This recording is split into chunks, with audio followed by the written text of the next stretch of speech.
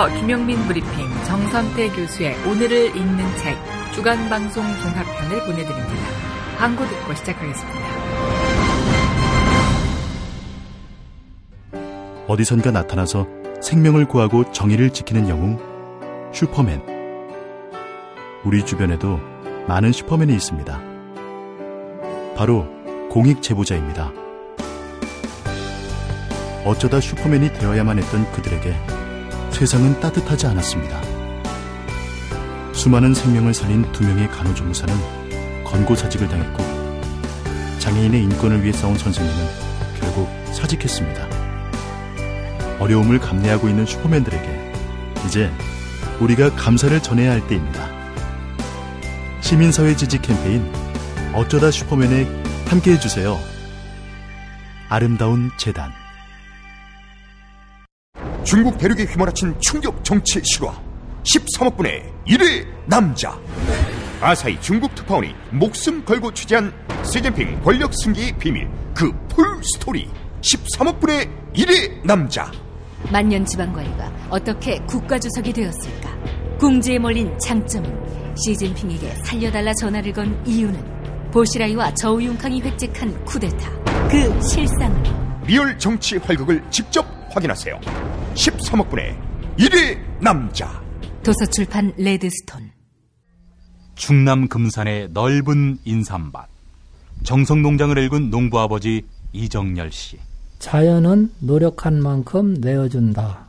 그 자연의 마음을 알기에 정성농장을 더불어 일구는 아들 이성규 씨도 아버지에게 배운 것처럼 정직하고 또 성실하게. 정성농장 홍삼은 인삼 재배부터 가공 판매까지 모두 책임지고 있습니다. 그래서 대한민국 1등 품질을 자부합니다. 검색창에 정성농장 홍삼을 검색해주세요. 정성농장 홍삼. 전화문의는 010-9754-6972. 아, 이놈의 뱃살 맞는 옷이 없네. 애 돌보랴 일하랴 살 뺄 시간이 없네. 다시 날씬해지고 싶어! 다이어트 전문 쇼핑몰 비타샵에서 개발한 국내산 동결건조 생식과 통곡물에 3가지 단백질과 비타민, 미네랄을 더해 만든 다이어트 전용 그린 스무디를 추천합니다. 문의는 1522-6648, 1522-6648 혹은 검색창에서 비타샵을 검색해주세요. 이제 월요일 방송분 함께 하시겠습니다. 오늘을 읽는 책, 문학평론가인 국민대학교 국문학과 정선태 교수와 함께합니다. 정선태 교수님과 함께하겠습니다. 교수님. 네, 안녕하세요. 네, 오늘 다 인사말이 이렇습니다. 명절 잘 보내셨습니까? 네, 잘 보냈는데 너무 길어서 마지막에는 좀 힘이 드네요. 예, 오늘도 사실은 연휴입니다. 연휴 마지막 날이긴 하지만. 네, 그렇습니다. 소개해 주신 소설책으로 명절 잘 보냈다는 분을 제가 2분 만났습니다. 그래. 교수님이 확실히 이 독서 문화, 예, 어떤 선두주자, 프론티어. 네. 네. 이 한국 그 출판 문화의 핵심으로 떠오르고 있는 것 같아서 견제를 많이 당하실 것 같습니다. 앞으로. 농담이고요. 자, 교수님 오늘 어떤 책 소개해 주시겠습니까? 네, 오늘은 올해 노벨문학상 수상한 가조 이식으로의 작품 하나 여러분과 함께 읽어보겠습니다. 아, 명절 사이에 노벨문학상 수상자가 나왔습니까? 네, 그렇습니다. 아이고, 예. 이식으로 가조, 이게 어떤 분입니까?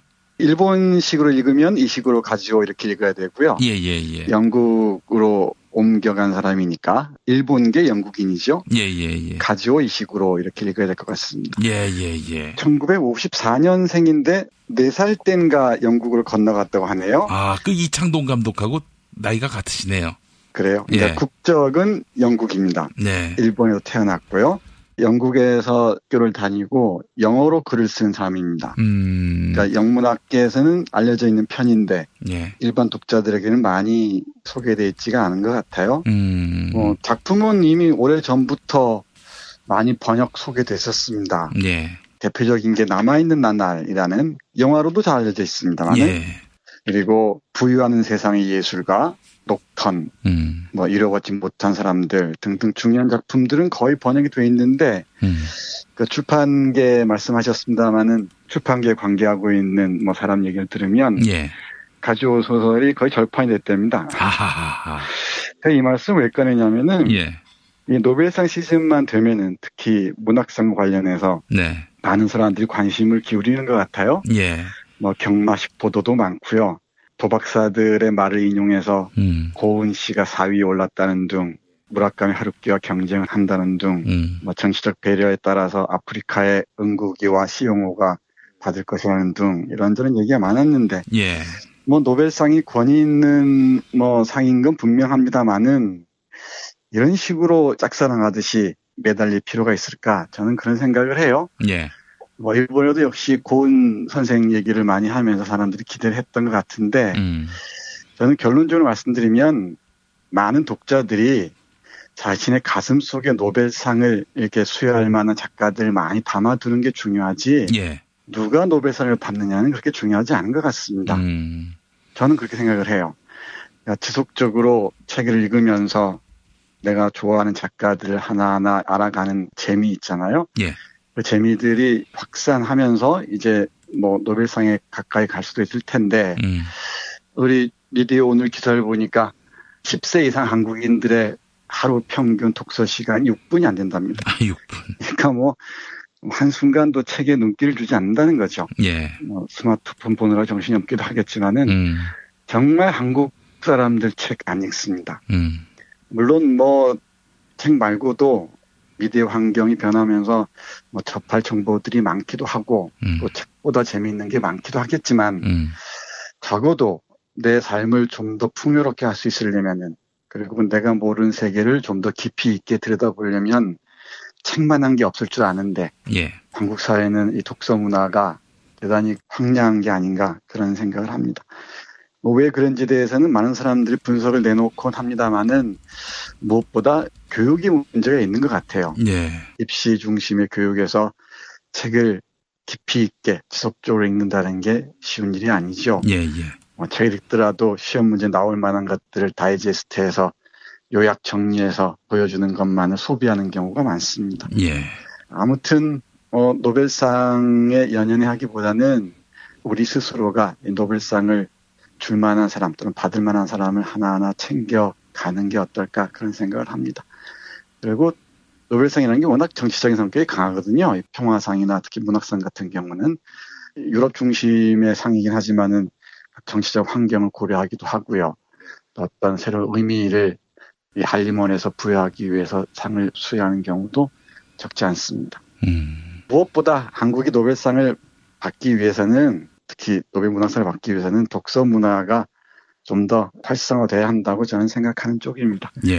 그건 그렇고요. 가지오 이시구로의 이 창백한 언덕 풍경은 제가 아주 좋아하는 작품입니다. 런던과 나가사키가 동시에 배경이 되는데 주요한 초점은 나가사키에 있습니다. 나가사키 하면 딱 떠오르는 게 뭡니까? 원자폭탄. 그렇죠. 원자폭탄입니다. 이 원자폭탄이 떨어진 일본의 전후 풍경을 정말 그 담담하고도 조용하게 그리고 있는 그런 소설입니다. 아우성 하나 없고요. 그리고 버섯구름 하나 보이지 않는데 그 황량한 풍경들을 어쩌면 이렇게 조근조근 잔잔하게 말할 수 있는지 그게 무서울 정도로 오랫동안 기억에 남습니다. 이 소설을 읽으면 에츠코라는 여성이 등장합니다. 주요 인물인데요. 일본에서 살다가 남편을 잃고 영국으로 갑니다. 그러다 영국에서 영국인과 결혼했는데 영국인 남편과 사별을 해요. 그런데 일본인 남편과 사이에 태어난 딸 게이코가 있습니다. 이 게이코가 미국에서 자살을 합니다. 그러면서 이 자살한 이유가 무엇인지를 하나하나 따라가는데요. 그 과정에서 게이코라는 큰딸, 전 남편의 딸을 임신했을 때 만난 사치코와 마리코 모녀를 기억해내고 그 사람들의 얘기를 쭉 펼쳐갑니다. 전쟁 이후 상처를 안고 살아가는 사람들의 내면 풍경들을 하나하나 펼쳐 보여주고 있습니다. 정말 소설 잘 씁니다. 흥분을 조장하지도 않으면서도 아주 잔잔한 긴장이라고나 할까요? 그렇게 그 전후에 원자폭탄이 떨어진 나가사키를 중심으로 해서 전후에 그 황량한 풍경과 함께 이 인간들 하나하나가 내면에 품고 있는 스산한 일상들을 그려내고 있습니다. 이 풍경 중에 하나, 대표적인 장면 하나 제가 읽어드리겠습니다. 아마 이 작가의 문체의 맛을 조금은 즐길 수 있을 것 같습니다. 그해 여름, 날씨가 점점 더워지자 아파트 근처의 넓은 황무지는 점점 더 불쾌한 곳이 되어갔다. 땅바닥은 말라서 쩍쩍 갈라졌지만 깊은 웅덩이나 구멍 속에는 우기에 불어났던 물이 남아 있었고 그런 곳은 벌레가 자라기에 안성맞춤이었다. 특히 모기들이 극성을 부렸다. 아파트 주민들은 언제나처럼 불평을 했지만 해가 거듭됨에 따라 황무지에 대한 분노는 체념과 냉소로 바뀌어갔다. 나는 아파트 창가에서 멍하니 창밖의 풍경을 바라보며 많은 시간을 보냈다. 이후 몇 년 동안 쭉 그랬던 것 같다. 날씨가 맑은 날이면 반대편 강둑의 나무들 넘어 구름을 배경으로 펼쳐지는 창백한 언덕의 능선을 볼 수 있었다. 그런대로 괜찮은 그 전망은 아파트 안에서 텅 빈 오후를 보내는 내게 안도감 같은 것을 느끼게 해주었다. 네, 이렇게 이 풍경을 묘사하는데요. 이 풍경 자체가 바로 내면의 풍경 같습니다. 이 전쟁 끝에 남은 특히 원자폭탄이라는 전무후무한 현대적 무기가 투하된 고난 이후에 나가사키의 그 황량한 풍경들을 자신의 내면과 맞서 놓고서 서술하고 있습니다. 사실 일본 나가사키나 히로시마를 떠올 때마다 우리는 원자폭탄을 얘기하게 되는데요. 일본의 전후의 그 원자폭탄이라는 인식은 일종의 바꿔치기가 일어나고 있는 것 같아요. 자신들이 당했다는 거죠. 그러니까 무슨 얘기냐면은 자신들이 2차 세계대전을 전후한 시기 식민지 지배와 이 아시아 식민지 지배를 통해서 그리고 그 과정에서 이 전쟁을 일으키고요. 그와 함께 아시아 인민들에게 가했던 정말 잔악한 행위들은 다 잊어버리고 자신들이 미국에게 당했다는 그것만을 강조하는 것 같습니다. 자신들이 당했던 이런 상황만을 강조함으로써 역사의 기억을 바꿔치는 게 미국의 우익들의 패턴이 아닌가 그런 생각을 해요. 이 소설 읽으면서 가장 인상적으로 남는 부분이 참 많은데 그중에 하나가 인물 주인공이 이 나가사키의 기념공원을 가는 장면이 있습니다. 거기서 평화기념비를 보는데요. 제가 히로시마 평화공원에서 봤던 그 인상과 비슷한 것 같습니다. 그 부분 한번 읽어보겠습니다. 그 공원은 보통 평화공원으로 알려져 있었다. 그것이 공식 이름인지 아닌지는 알 길이 없다. 아이들이 뛰어놀고 새소리가 들려왔음에도 그곳의 널찍한 풀밭 위에는 엄숙한 분위기가 감돌았다.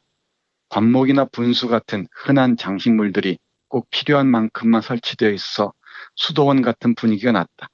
고르게 깎인 잔디, 넓은 여름 하늘, 그리고 기념비 자체, 그러니까 원자폭탄으로 희생된 이들을 기념하기 위해 세워진 거대한 하얀 조각상이 공원 전체를 압도하고 있었다.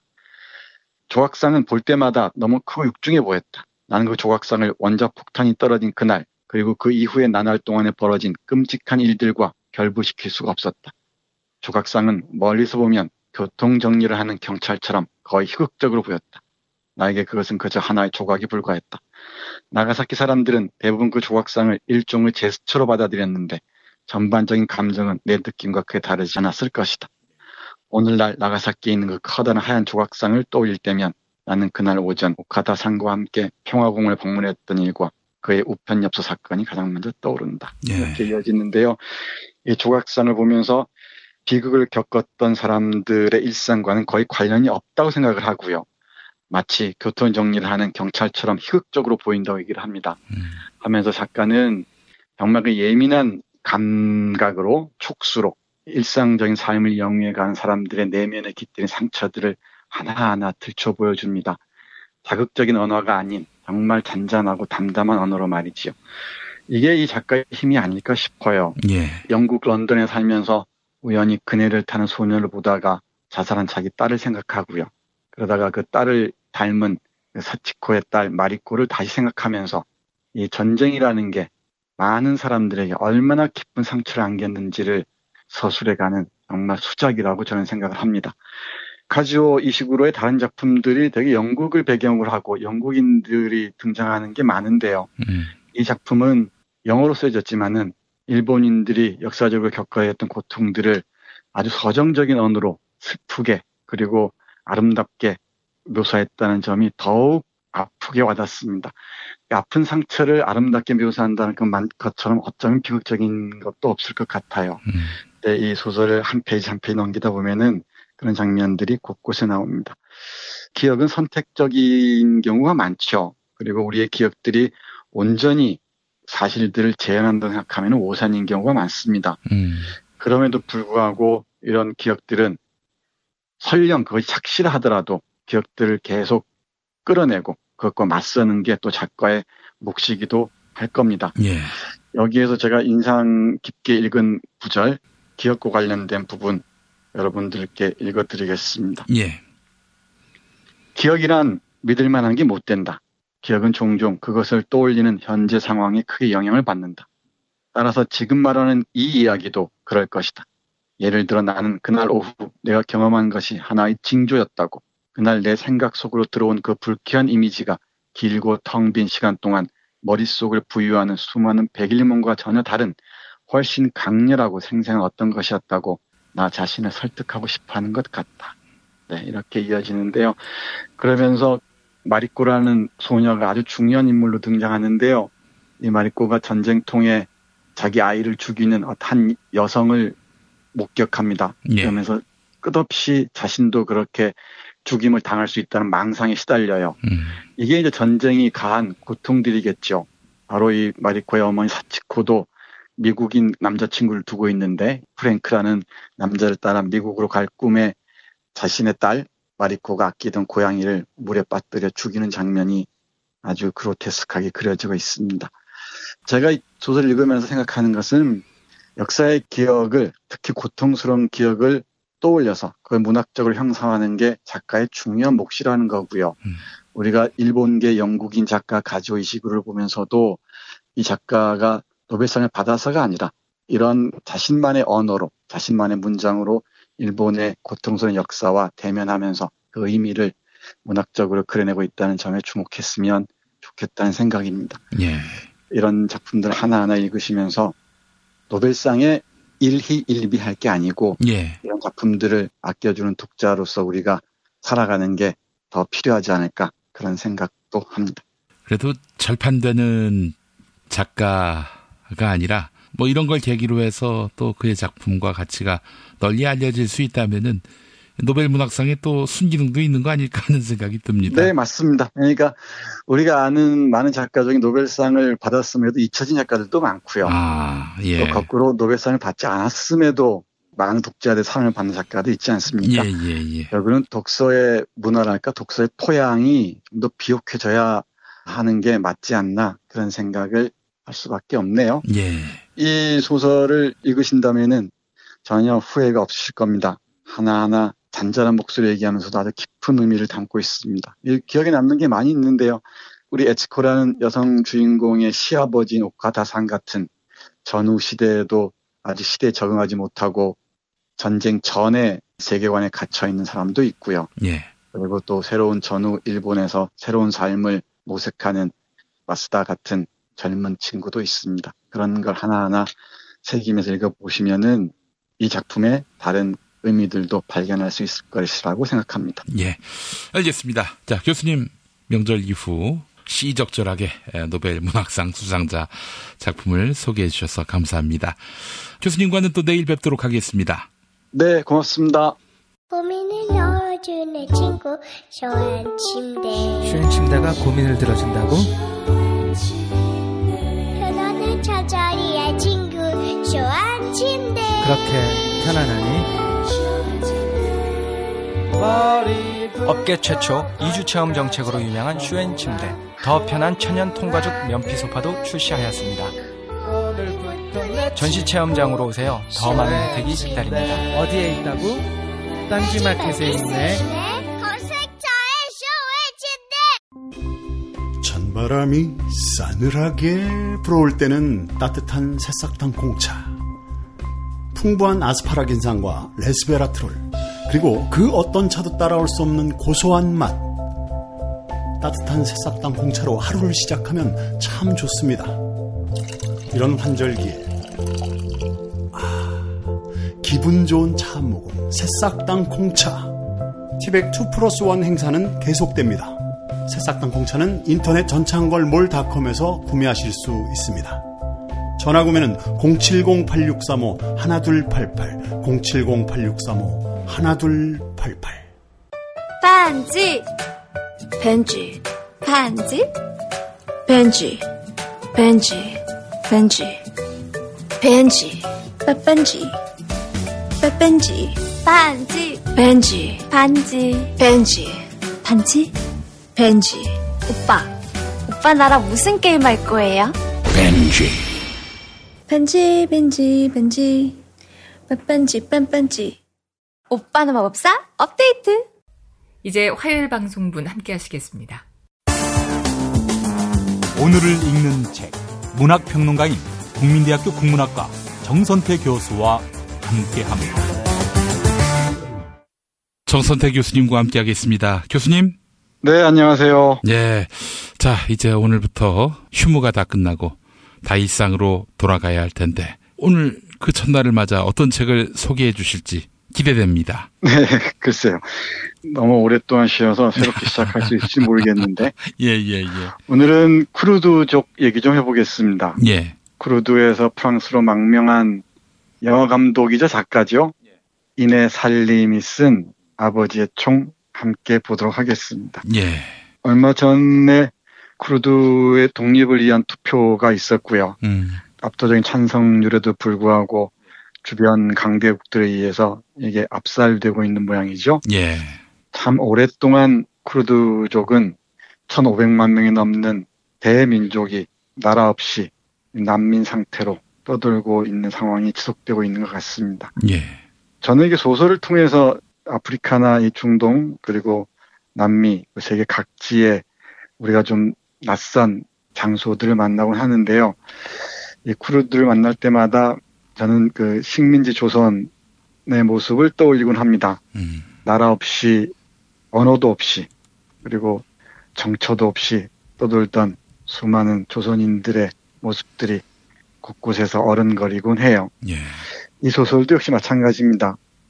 먼저 이네 살림에 대해서 간단하게 말씀드리면 1954년 이라크에서 태어났어요. 쿠르드족으로 태어났죠.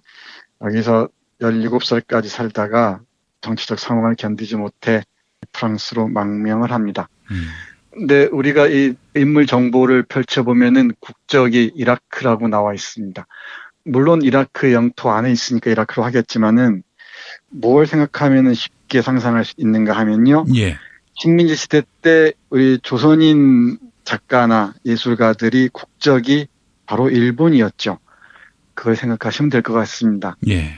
그러니까 쿠르드족으로 독립하지 못하고 이라크와 이란, 시리아, 터키 등에 흩어져 살고 있으면서 뿔뿔이 민족이 흩어져서 살다 보니까 국적마저도 각국으로 나뉘어 있는 셈이죠. 이 이네 살림은 영화 감독으로 잘 알려져 있는데요. 2013년에는 나의 달콤한 페퍼랜드라는 영화가 부산 국제영화제에서 스크린에 오르기도 했었습니다. 예. 쿠르드족이 어떤 상황에 처해 있는지를 잘 알 수 있는 영화입니다. 이 소설도 마찬가지입니다. 이라크에 속해 있는 땅에서 이란을 오가면서 결국은 이 난민 상태로 빠져드는 상황들이 우리 식민지 시대 때 만주로, 시베리아로, 그리고 중국으로, 그리고 또 이 남미로 곳곳으로 흩어졌던 조선인 디아스포라를 떠올리게 합니다. 네, 이 소설은 자전적 소설이라고 말씀드렸는데요. 70년대를 배경으로 해서 쿠르드 사람들이 시리아와 터키와 이라크와 이란 사이에서 겪고 있는 고통들을 잘 그려내고 있습니다. 그중에 몇몇 인상적인 구절들 여러분께 읽어드리겠습니다. 하나는 학교에서 언어를 배우는데요. 이쪽이 아랍 지역이니까 쿠르드족은 쿠르드어가 있는데도 이라크에 속해 있으니까 아랍어를 배우라고 합니다. 그런데 우리 주인공 아자드의 가장 큰 꿈은 바로 쿠르드 말로 수업을 듣는 거였다고 해요. 그런데 쿠르드 말로 배우게 해달라고 간절히 기도를 하지만 그 소원은 받아들여지지 않습니다. 오늘이 한글날이죠. 이 한글을 지키기 위해서 수많은 사람들이 피를 흘리기도 하고 많은 고통을 겪기도 했습니다. 한 언어를 지킨다는 게 그냥 거저 주어지는 게 아니죠. 그런데 쿠르드족이 그 언어를 지키기 위한 안타까운 노력들이 그때 상황과 포개지면서 자꾸만 떠오릅니다. 네. 뿐만 아니라 19살이 텔레비전을 한 대 구했는데 마을에서 텔레비전에서도 역시나 아랍 방송만 나옵니다. 관련된 구절 조금 읽어보겠습니다. 나는 정말로 쿠르드 말로 방송되는 텔레비전이 보고 싶었다. 아버지에겐 내가 판사나 변호사가 되는 것이 가장 중요한 것이겠지만 나는 우리처럼 말하는 텔레비전을 만들고 싶었다. 나는 엔터와 알브라와 같은 영화를 만드는 사람이 되는 동시에 음악가와 가수도 될 것이다. 그리고 언젠가는 이 기계가 쿠르드 언어로 말하도록 하겠다고 다짐했다.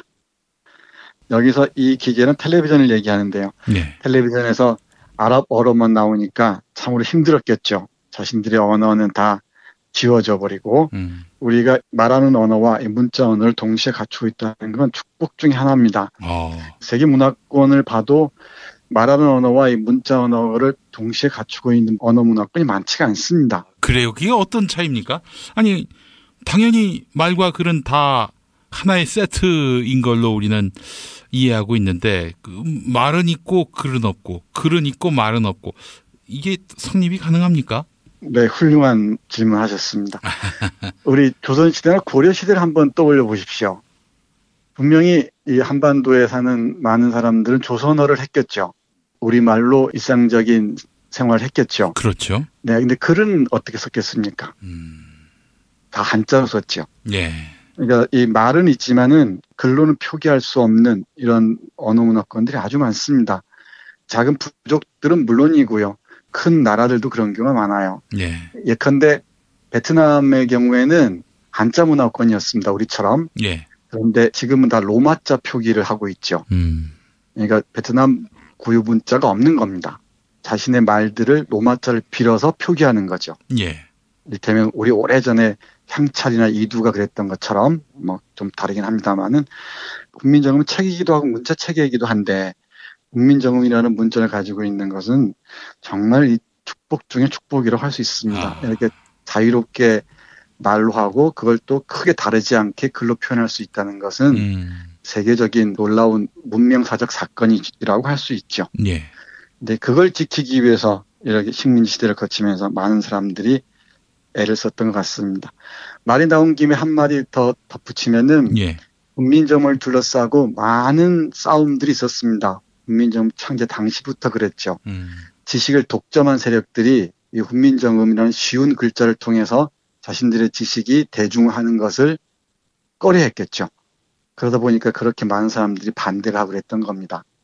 개화기 때문에도 그랬어요. 이 한글로 쓰는 것에 대해서 터부시하는 사람들이 많았습니다. 예. 보잘것없는 민초들이 지식을 소유하는 것을 우려하는 목소리가 높았던 거죠. 그러니까 한글은 지식의 민주화, 또는 민중들의 의식화에서 정말 혁혁한 공을 세웠다고 할 수 있을 겁니다. 예. 몇몇 생각 없는 사람들이 영어 공용화 이따위 말들을 늘어놓는데 언어가 민족의 정신이다 이런 말 떠나서 그건 지식의 민주화나 민중의 의식화 이런 문제와 관련해서 대단히 짧은 생각을 하고 있다고 저는 생각을 해요. 예. 아무튼 얘기가 딴 데로 됐습니다만은 이렇게 언어를 지키고 자기 언어로 말을 한다는 게 소중하다는 것을 예. 이 쿠르드의 소년도 정확하게 알고 있었던 것 같습니다. 또 하나 관련해서 강대국을 어떻게 볼 것인가라는 것도 문제인데요. 쿠르드 반군이라고 우리는 흔히 얘기를 하죠. 근데 이 말이 저는 어폐가 있다고 생각을 해요. 예를 들면은 독립운동을 했던 조선의 혁명가들 있잖아요. 예. 그런 사람들 조선 반군이라고 얘기하겠습니까?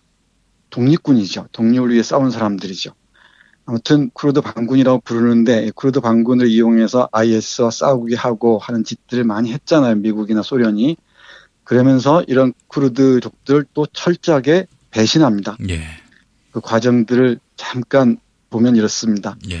어떤 간이학교에서 혁명을 수행하고 있는 레지스탕스 청년이 어린 소년에게 가르치면서 하는 말입니다. 그는 북쪽에는 터키, 남쪽에는 이라크, 동쪽에는 이란, 서쪽은 시리아가 있는 커다란 지도를 그렸다. 그 가운데 빨간 분필로 초승달 형태의 나라 쿠르디스탄을 그렸다. 그는 어떻게 영국인들과 프랑스인들이 우리나라를 4조각으로 나누었는지를 설명했다. 그러면서 그는 쿠르드의 영토를 이쪽으로 1cm, 저쪽으로 1cm 늘려가며 확대시켰다. 다음 그는 쿠르디스탄 위에 푸른색 하트 모양을 그리고 그것을 4조각으로 잘랐다. 그래 이렇게 쿠르드의 심장은 터져버렸다. 그의 말들은 아름다웠지만 나를 우울하게 만들었다. 네, 저는 이런 구절을 보면서도 저 멀리 있는 쿠르드 민족에 대한 호사취미가 아니고요. 지금 우리가 처해 있는 상황하고도 이렇게 맞세워 놓고 얘기할 수도 있을 것 같아요. 식민지에서 해방된 이후에 우리가 소련과 미국 그리고 강대국에 의해서 분단이 됐지 않았습니까? 네. 이것이 심장이 터져버린 꼴이죠. 이 강대국들은 철저한 자기 이해에 따라서 이런 약소국이었던 조선을 분할해 놓고 지금까지도 덜미를 붙들고서 우리를 이렇게 고통스럽게 하고 있는 게 아닌가 그런 생각을 합니다. 예. 이 소설을 읽다 보면 앞에서도 말씀드렸듯이 식민지를 통과해온 우리의 역사가 자꾸만 오버랩돼서 씁쓸해지곤 합니다. 이 책에서 또 한 구절, 강대국이 어떻게 이 쿠르드족을 배신했는가를 알 수 있는 한 부분 보겠습니다. 명령이 떨어졌다. 여자들과 아이들, 노인들은 이란 국경 쪽으로 피난을 떠나야 했다. 이제 우리는 어떤 것이 올바른 선택인지 더 이상 판단을 내릴 수가 없었다. 우리 민족의 머리 위에는 죽음과도 같은 고독이 덮여 있었다. 소련에게 그랬던 것처럼 우리는 미국으로부터도 배신을 당했다. 그리고 3월 화창한 날씨에 사담 후세인과 이란은 알제리에서 조약을 맺었다. 결국 마지막으로 남은 우리 편이 사라졌다. 네, 이렇게 얘기합니다. 미국과 소련에게 일말의 희망을 걸었던 것 같습니다. 그런데 철저하게 배신을 당합니다. 이게 약소국의 슬픔이라고만 할 수 있을까? 잘 모르겠습니다만은 역사를 공부하는 사람들은 늘 이 점을 경계해야 되지 않을까 생각하네요. 그렇게 길지 않은 장편 소설인데도 정말 군데군데에서 눈길이 멈춥니다. 쿠르드인들이 독립국가를 형성하지 못하고 세계 곳곳을 난민 형태로 떠돌면서 얼마나 힘겨워하는지를 알 수 있는 그런 작품입니다. 예. 우리 먼 나라라고 생각하지 마시고 바로 우리가 지나온 통과해온 역사를 다시 반복하고 있다는 점을 주목하면서 보시면 좋을 것 같습니다. 예. 이 소설의 마지막 부분을 읽으면서 마무리하겠습니다. 예. 주인공 아자드가 쿠르드들의 땅, 쿠르드이스탄, 그쪽 중동이나 중앙아시아는 스탄이라는 말에 들어가는 지명이 많잖아요. 예. 무슨 스탄, 그게 아랍어로는 누구누구의 땅 이런 뜻이라고 합니다. 이 쿠르디스탄을 떠나면서 이렇게 마무리를 합니다. 나의 무릎 위에는 여전히 쿠르드의 의상과 쿠르드 음악 테이프와 쿠르드 시집이 든 가방이 놓여 있었다. 기사가 가죽 케이스를 열고 테이프 하나를 꺼내 라디오 카세트 속에 넣었다. 그건 키가 크고 마른 시리아 출신 쿠르드인 모하마 쇠코의 목소리였다.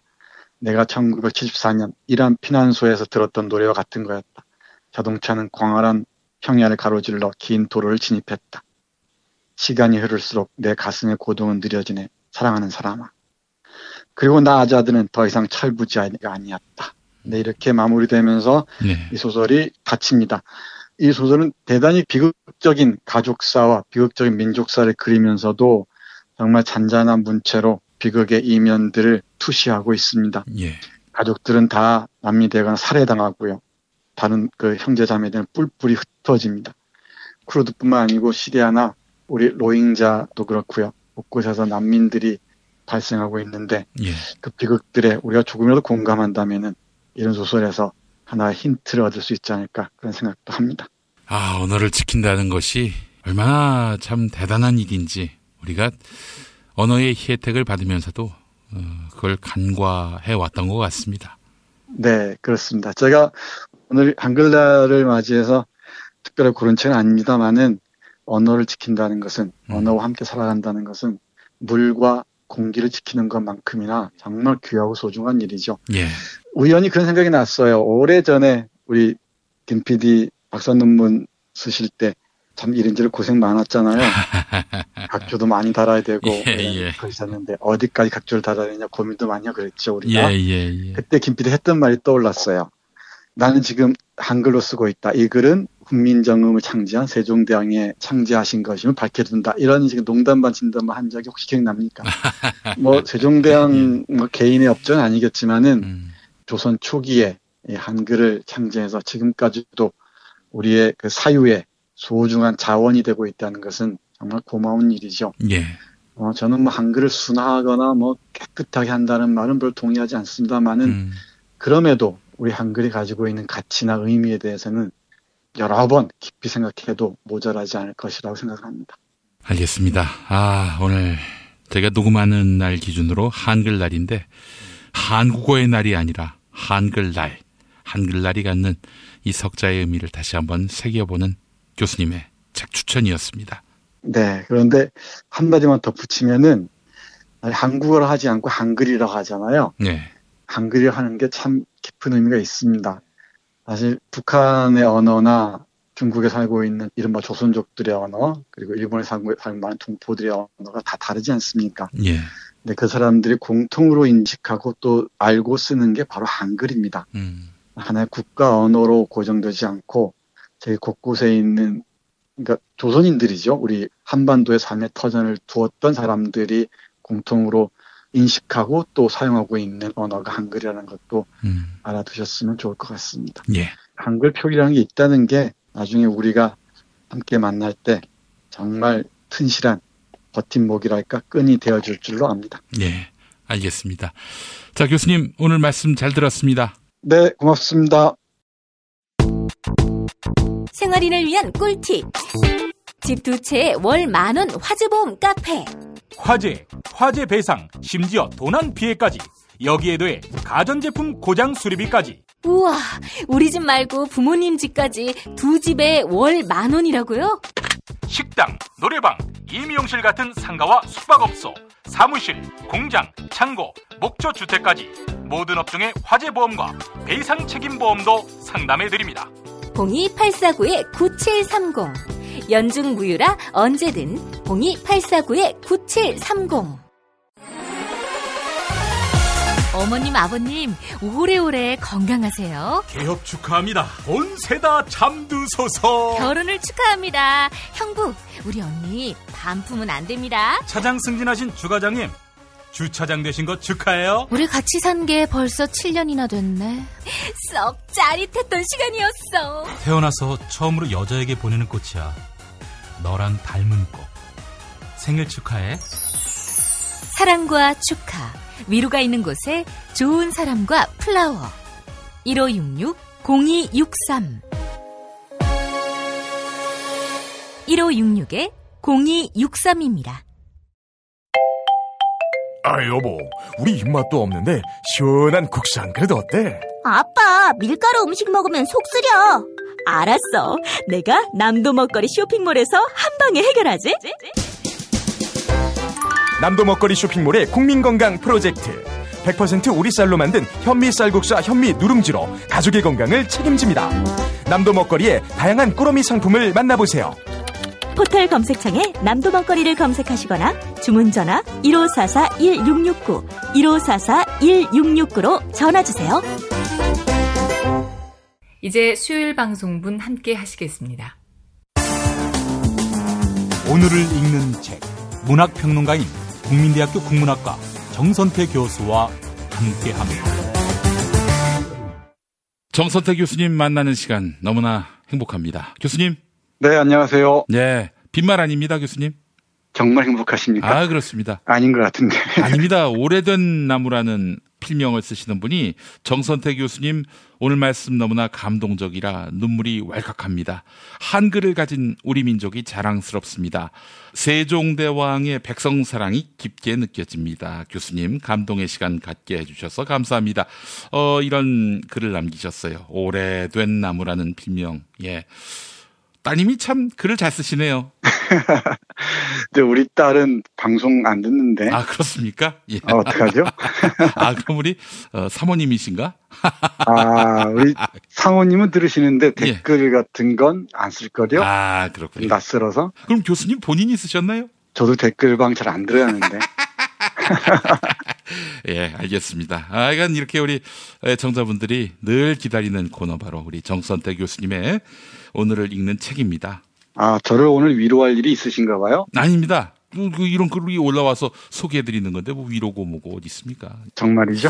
네, 그렇습니다. 우리 교수님 코너는 김용민 브리핑의 알짜 코너다. 뭐 속는 셈 치고 믿고 살아야죠. 아니, 속는 셈이라니요. 진심입니다. 자, 교수님 오늘 어떤 책 소개해 주십니까? 네, 오늘은 병자호란의 비극을 그린 산성일기를 한번 보겠습니다. 요즘 그 남한산성이란 영화가 대박이 났는데 말이죠. 네, 그래요. 이 남한산성이라는 영화도 개봉하고 해서 이 책을 골랐습니다. 소설 남한산성은 왜 건너뛰셨습니까? 네, 소설 남한산성은 오래전에 나온 책이기도 하고 또 많은 사람들이 아는 것 같아서 예. 오늘은 이 역사서, 정확히 말하면 이것도 문학 작품인데요. 예. 일기입니다, 일기. 누가 썼는지는 확실하지 않습니다. 예. 뭐 추측컨대 남한산성에서 농성할 때 함께 있었던 사람이 아닌가 정도로만 파악하고 있습니다. 사대부겠군요. 네, 그렇습니다.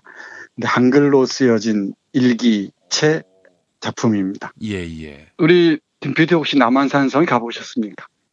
예, 한번 가봤습니다. 그랬군요. 근데 뭘 보셨는지 잘 모르겠지만 정말 한국 역사, 조선 역사의 비극이 선연하게 남아있는 곳이죠. 예. 조금 설명이 필요한데요. 예. 이른바 명청교책이 정확히 말씀드리면 1600년대 초반. 네. 명나라의 태조 느르와치가 후금 건국을 선언한 것이 1616년. 그리고 그 아들 홍타이지가 대청이라고 이름을 바꾸고 숭덕이라는 연호를 쓰기 시작한 게 1636년입니다. 그 무렵, 그러니까 호란이라는 게 일어나잖아요. 그러니까 오랑캐의 난이라는 뜻인데 청나라가 조선을 침략합니다. 첫 번째 침략이 1627년에 정묘호란이고요. 그 다음 재차 다시 쳐들어온 게 1636년의 병자호란입니다. 이 병자호란 기간 동안 48일에 걸쳐서 남한산성에서 왕과 신하들이 농성을 벌입니다. 근데 우리는 왕과 신하들 중심으로 한번 보지만 이 왕과 신하를 받들기 위해서 얼마나 백성들이 고통의 시간을 겪었겠습니까? 산성일기는 그 48일에 걸친 농성 기간 동안에 하루하루 있었던 일들을 일기체로 기록하고 있습니다. 제가 이 책을 소개해드린 이유는 역사의 영광스럽고 자랑스러운 지점들도 얼마든지 있을 수 있죠. 그걸 기억하는 것도 물론 의미가 있고 필요하기도 하겠지만 저는 어느 쪽이냐면은 치욕의 역사, 굴욕의 역사를 더욱 선명하고 정확하게 기억해야 한다고 생각하는 쪽입니다. 그래서 조선시대의 최고의 고전 중에 하나가 그런 의미에서 산성일기가 아닌가 저는 그렇게 생각을 해요. 좀 예스러운 문체여서 어렵긴 합니다만은 이 책을 참조하면서 김훈 선생의 남한산성을 또다시 읽어보시면은 전혀 다른 느낌으로 와 닿을 줄 압니다. 이 책을 펼치면은 용골대와 마부대가 이끄는 청나라 군과 조선 신하들 사이에 주고받은 왕복 서신이 많이 실려 있습니다. 그 중에 한두 개 보면서 설명드리기로 하죠.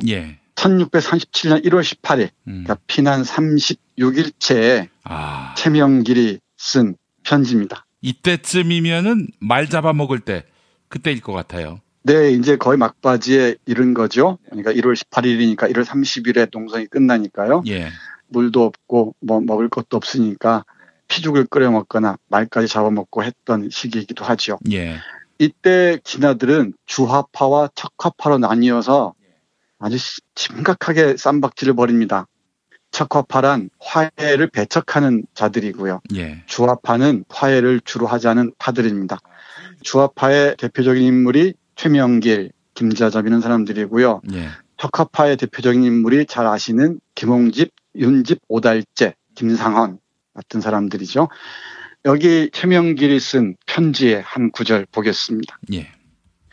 대국의 위엄과 덕이 멀리까지도 더하고 모든 제후의 나라가 말씀을 한 가지로 받자와 천인이 돌아가는 바이고, 천인이 돌아간다는 얘기는 하늘과 사람이 조화를 이룬다는 뜻입니다.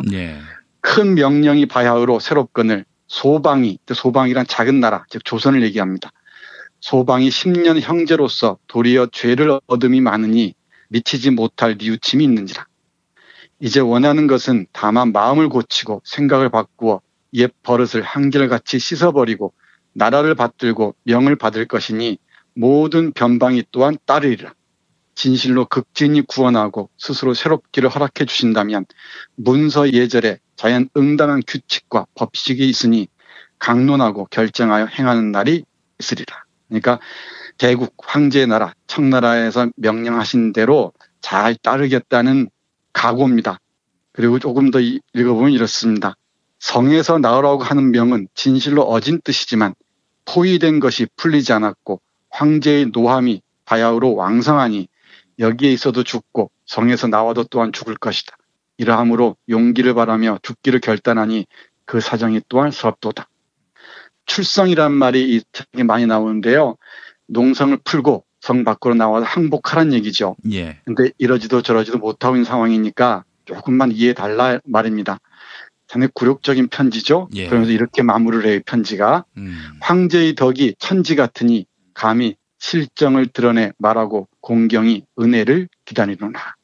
제발 은혜를 베풀어 주시옵소서라고 얘기를 합니다. 아, 청나라 황제한테? 네, 그렇습니다.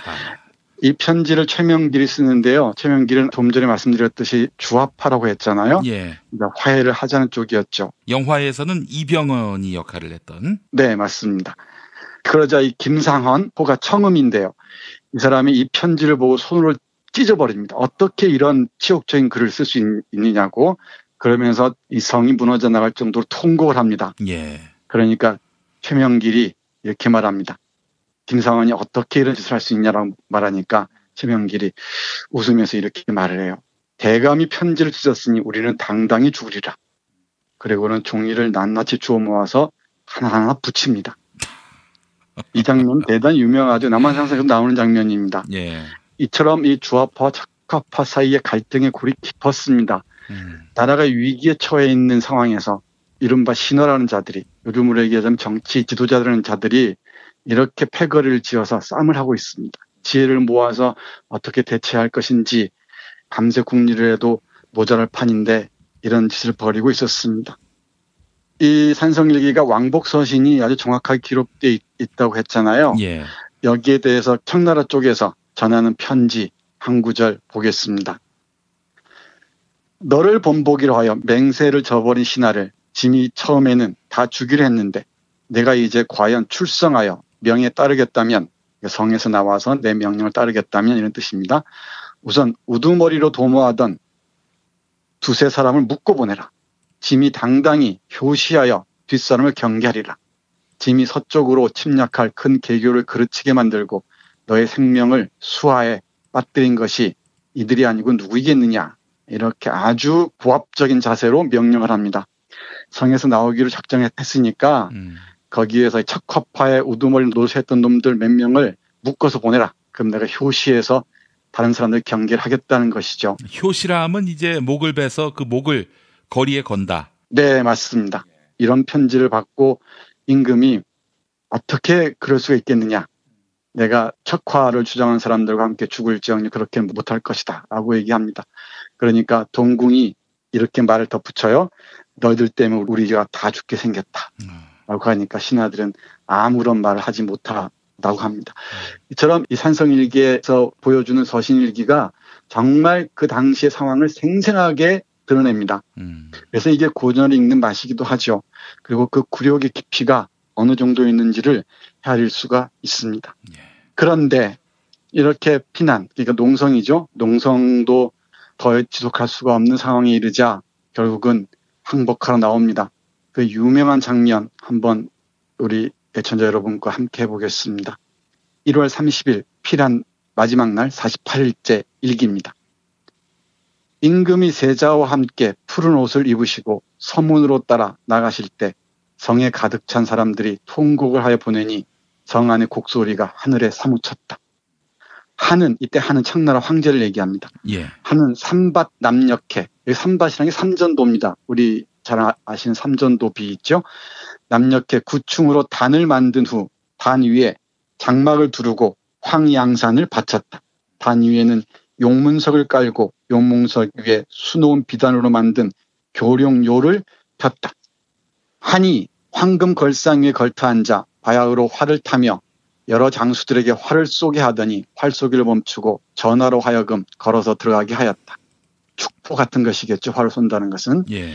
백보 걸어 들어가서 삼공육경과 함께 여러 신하들과 함께 뜰 안에 진흙 위에서 배례하시려 할 때였다.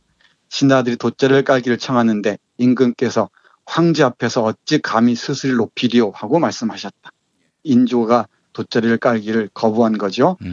이렇게 3번 절하고 9번 머리를 조아리는 예를 행하시자 우리 역사의 치욕의 한 지점입니다. 3번 절하고 9번 머리를 조아리는 3배9 고두라고 하죠. 이렇게 3번 절하고 9번 머리를 조아리는 예를 행하시자 저들이 인도하여 단에 오르셔서 서향하여 제왕 오른쪽에 앉으시게 하였다. 한이 남향하여 앉아서 술과 안주를 베풀어 놓고 군악을 움직이려고 할 때였다. 한은 전하께 돈피 가돛 가죽옷이죠. 2벌을 드리고 대신 육경 승지에게는 각각 1벌씩을 주었다. 임금이 그중 1벌 입으시고 뜰에서 3번 절하여 살해하시니 대신들이 또한 차례로 4번 절하여 살해하였다. 네, 이렇게 이어지는 조선 역사의 굴욕적인 치욕적인 장면을 산성일기는 뚜렷하게 기록해 놓고 있습니다. 예. 이 장면을 기억해야 우리는 이 치욕의 역사를 다시 반복하지 않을 텐데 예. 이 기억을 망각했는지 19세기 들어서는 또 세력들이 나뉘어서 쌈박질을 했고요. 외척들이 정치를 농단했죠. 그리고 급기야는 식민지로 접어들 수밖에 없었습니다. 그 역사가 제가 여러 차례 말씀드리지만은 지금까지 이어지고 있어서 이렇게 우리가 힘겨운 세월을 보내고 있는지도 모르겠습니다. 예. 그런데 이것으로 끝난 게 아닙니다. 우리 남한산성도 남한산성이지만 삼전도비라는 게 있지 않습니까? 예. 이 피난 농성을 풀고 이제 성 밖에 나와서 항복하고 난 다음에 청나라 쪽에서는 다시 항복한 자리, 삼전도죠. 거기에 비를 세우라고 합니다. 비문을 쓰지 않으려고 서로 막 피하는 장면들이 남한산성이라는 소설에 잘 나오는데요. 이 비문에 적힌 구절 읽어보겠습니다. 이것도 오랫동안 기억해야 할 줄로 압니다. 하늘이 서리와 이슬을 내리시니 이에 씩씩하고 이에 기르는구나. 여기서 말하는 하늘의 서리와 이슬이란 청나라의 은총입니다. 청나라 황제의 은총이죠. 오직 황제가 이를 본받으니 위엄과 법을 베푸는구나. 황제가 동쪽으로 치니, 그러니까 조선을 친다는 얘기였죠. 그 군사가 10만 1호다. 은은하고 소리가 대단하니 범 같고 곰 같도다. 서쪽 변방과 북쪽 불악이 창을 잡고 앞에서 보니 그 위엄 있는 명령이 혁혁하도다. 황제가 심히 어지러 은혜의 말을 내리시니 10줄이 밝아, 10줄이란 말은 명령이라는 뜻입니다. 도리어 엄하고 또한 온화하도다. 처음에 미혹하여 알지 못하고 스스로 근심을 끼쳤더니 황제의 밝은 명령이 있으니 잠을 깨었도다. 우리 임금이 공경하여 항복하니 서쪽으로 신하를 거느리고 돌아가는구나. 온갖 위험을 두려워할 뿐 아니라 오직 덕을 의지하는도다. 황제께서 아름답게 여기셔서 덕택이 흡족하고 예수는 공을 닦는 걸 얘기합니다. 예. 예수가 넉넉하도다. 이에 기꺼워하고 이에 웃고 병장기를 묻도다. 무엇을 주었는가? 좋은 말이며 가벼운 가죽옷이로다. 노인과 선비와 부인들이 이에 노래 부르는도다. 황제가 군사를 돌이켜서 우리 농사를 권하는구나. 마른 뼈에 2번 살이 나고 시든 풀에 다시 봄이 되도다. 돌이 있어 무성하니 큰 강가로다. 사만 말년의 황제의 아름다움이로다. 네, 이런 비문이 남아 있습니다. 여기 보면은 황제의 은혜에 감사하면서 백성들이 노래 부른다고 했는데, 이거야말로 역사의 왜곡의 극치죠. 이 백성들이 얼마나 고통을 겪었는지는 익히 아실 겁니다. 청나라에서 요구하는 대로 온갖 공물을 바쳐야 했고요. 수많은 여성들과 남성들이 노예로 또는 시녀로 잡혀가야 했습니다. 왕을 비롯한 신하들이 이렇게 패거를 나누어서 자신들의 이해관계 때문에 싸움질을 하다가 항복하고 난 다음에 남은 것은 정말 척박한 땅과 그리고 백성들의 고통서린 눈물밖에 없었습니다. 저는 이 산성일기를 꼼꼼히 읽으시면서 우리 역사의 치욕 그리고 굴욕의 극치를 생생하게 기억해야 할 줄로 압니다. 그래야 반복하지 않을 수 있을 테니까요. 예. 아울러서 우리 애청자 여러분들 소설 남한산성뿐만 아니라 영화 남한산성도 많이 봐주시고 보시면서 우리의 역사를 다시 한번 되새겨 보셨으면 좋겠습니다. 저도 영화를 봤습니다만은 전 가장 참담했던 것이요.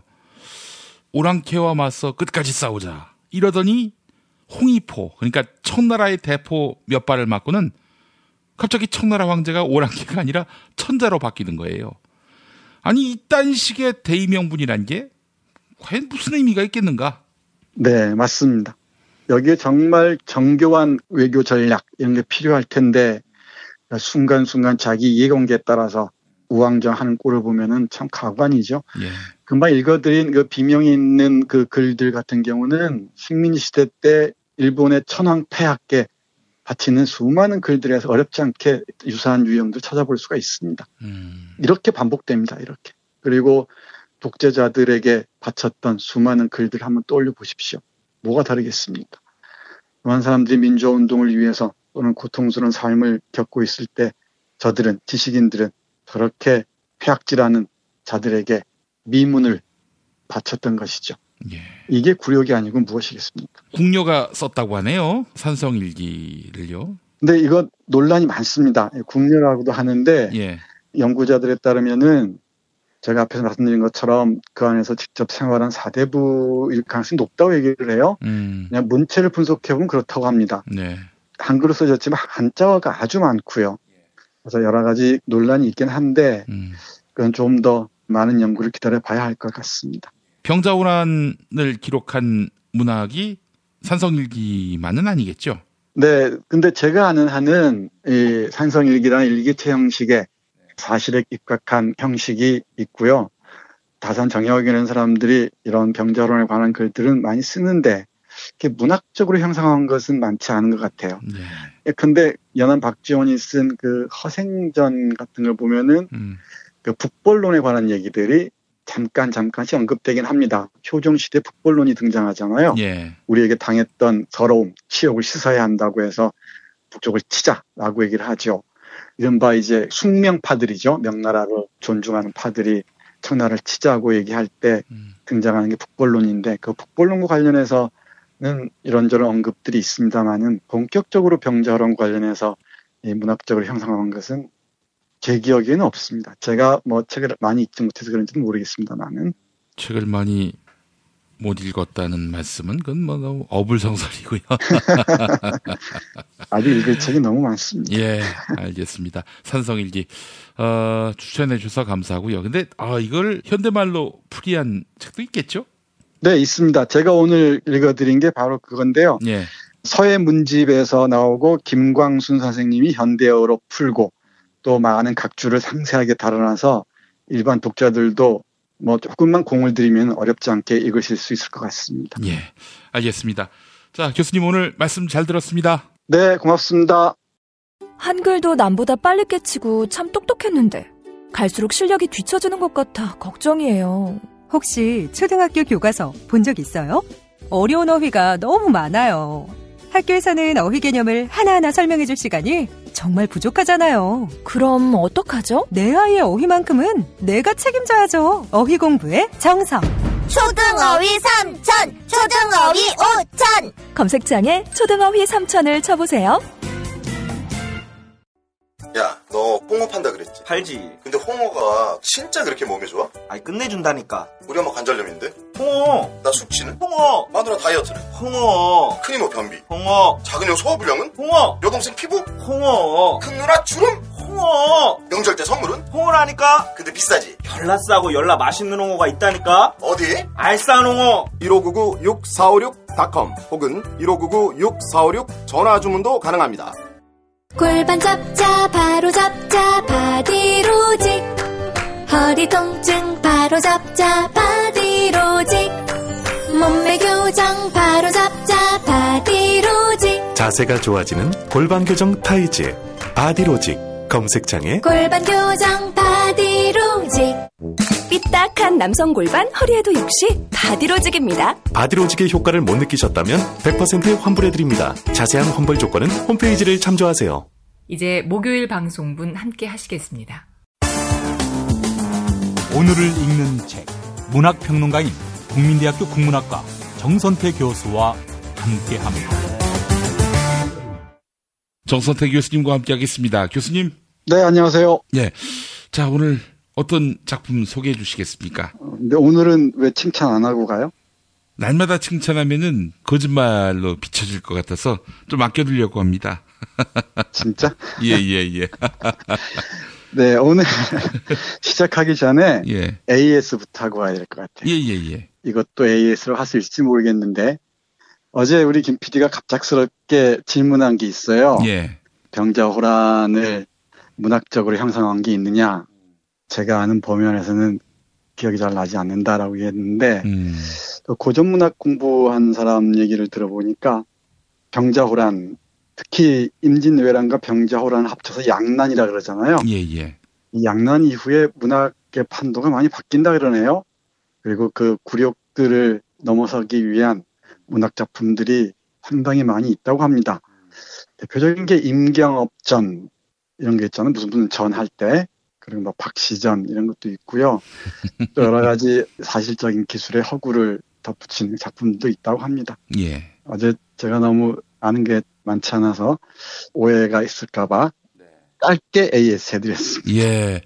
박시전 하니까 그 박씨가 누군가 또 잠시 헷갈렸습니다. 그냥 넘어가겠습니다. 그 박씨만 있는 게 아닙니다. 훌륭한 박씨들도 많이 있죠. 스토리가 많은 박씨가 한두 명이 아니라서 잠시 누군가 했는데요. 아마 오랜 세월이 지나면은 뭐 오랜 세월까지 갈 필요도 없이 얼마 지나지 않으면은 금방 김 PD가 말씀하신 박씨도 아주 훌륭한 문학적 소재가 될 줄 압니다. 호러와 서스펜스를 곁들인 그런 문학의 소재가 되지 않을까 그런 생각을 하네요. 알겠습니다. 그러고 보면 소설가들은 정말 삼라만상에 대해서 관찰하는 능력이 특출나야 할 것 같고요. 그런 의미에서 훌륭한 분들이다라고 생각했는데 제가 수시로 뭐 소설 쓰냐 이런 말을 해가지고 좀 무척 죄스럽습니다. 요즘 안 하시대요? 예, 만화 같은 얘기 하고 있는데 또 만화가들을 또 비하하는 것 같아서. 네, 근데 정말 좋은 소설들 읽다 보면은 뭐랄까요, 삶의 환희 그리고 이 지적인 충만감 그걸 만끽할 수가 있습니다. 예. 네, 해서 오늘은 추석 전에 제가 약속드렸던 제발트의 소설 한 권 소개해드리겠습니다. 예. 정말 매혹적인 작품입니다. 깊어가는 가을에 제발트의 소설과 함께 하시면은 우리 영혼도 깊어지고 또 내면은 더욱 풍성해질 줄 압니다. 제발트는 독일의 작가인데요. 주로 영국에서 많이 생활을 했습니다. 이 작가의 작품으로는 현기증, 감정들이라는 책이 있고요. 그리고 이민자들, 그리고 아우스터리츠, 그리고 오늘 소개해드리는 토성의 고리라는 작품이 있습니다. 예. 우리 제발트는 사라진 것, 또는 쓰러져 가는 것, 또는 버림받은 것, 이른바 아웃사이더적인 존재들이 있죠. 그런 것들에 깊은 시선을 주면서 거기에서 기억들을 하나하나 길어 올립니다. 예.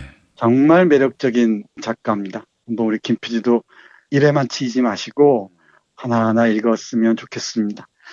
제가 책을 읽을 때 밑줄도 긋고 또 포스트잇도 붙이고 하는데 제발트의 작품을 읽을 때면은 모든 페이지에 모든 단락에 밑줄 긋고 싶어요. 예. 그리고 곳곳에 알록달록 거기에 포스트잇을 다 붙이곤 하는데 정말 한 줄 한 줄이 명문장이고요. 하나하나가 정말 깊은 사색에 젖어들게 합니다. 그리고 오늘 소개해드리는 이 책의 번역자인 이재영 선생의 번역도 정말 탁월합니다. 우선 그 토성의 고리를 말씀드리기 전에 제발트의 문학 세계에 대해서 이재영 선생이 책의 옴기니의 후기에 아주 명료하게 적어놓은 부분이 있네요. 그 부분을 읽으면서 시작을 해볼까 합니다. 역사의 과정에서 파괴된 채 잊혀져가는 것들을 복원해내고 우리 앞에 드러내는 것이 그가 소설에서 해내고자 하는 작업이다. 이런 그의 시선은 비단 유대인이나 노예화한 민족들, 제국주의 희생자들, 문명의 흐름에서 빗겨난 삶을 살아간 아웃사이더들 등의 인간 집단에만 머무르지 않고 갑작스런 병의 확산으로 파괴된 느릅나무 숲, 버려진 공장들, 몰락하는 도시들, 대규모의 공업적인 규모로 살해된 청어들과 누에들, 나아가 사라지고 잊혀진 과거의 텍스트들까지 아우르고 있어 가히 파괴에 대한 백과사전적인 인식을 보여준다고 할 만하다. 네, 이렇게 정리를 해놨는데 정말 짤막하지만 정확하게 제발티의 문학세계를 얘기한 것 같습니다. 예. 여기서 주목해야 될 게 파괴된 것들, 잊혀진 것들, 그리고 주요 흐름에서 빗겨난 것들에 대한 깊은 관심, 그리고 그게 현재를 살고 있는 우리에게 타전하는 게 무엇인지를 그려내고 있는 것 같습니다. 예. 그냥 토성의 고리를 볼 텐데요. 토성의 고리 하면은 천문학을 공부하시는 분들이나 별을 좋아하시는 분들은 잘 아실 겁니다. 토성의 고리가 정말 아름답잖아요. 예. 전체 망원경으로 찍은 그 사진을 보면은 기가 막히게 아름답습니다. 예. 그 토성의 고리라는 게 토성의 중심에서 벗어난 여러 가지 설들이 있다고 하는데요. 행성에 부딪혀서 파괴된 물질들이 중심으로 들어가지 못하고 하나의 고리를 이루면서 공존하고 있다고 얘기도 하고요. 또 제가 아는 바에 따르면은 이게 주요 물질들이 물이라고 합니다. 광물질을 포함한 이 물들이 그렇게 빛나는 모습들을 보여주고 있는데 그게 사실은 중심에서 다 벗어난 것들이죠. 아웃사이더적인 존재들이고요. 그리고 파괴의 잔해들이기도 하죠. 그것들이 빚어내는 그 무늬들을 한번 상상해 보십시오. 제발트가 제목을 토성의 고리라고 한 것도 그런 맥락에서 이해할 수 있을 것 같습니다. 중심에서는 포착되지 않지만은 주변을 맴도는 것처럼 보이지만은 변방이 있는 것처럼 보이지만은 그 하나하나가 다 깊은 사연들, 기억들을 간직하고 있고 그 기억들을 우리가 재구성해내면은 저렇게 아름다운 고리들을 형성할 수 있다고 얘기하는 것 같습니다. 예. 그러니까 제목 자체가 대단히 시적이고요. 아름답습니다. 그리고 이 소설 전체가 하나의 그런 토성의 고리처럼 이어지고 있습니다. 예.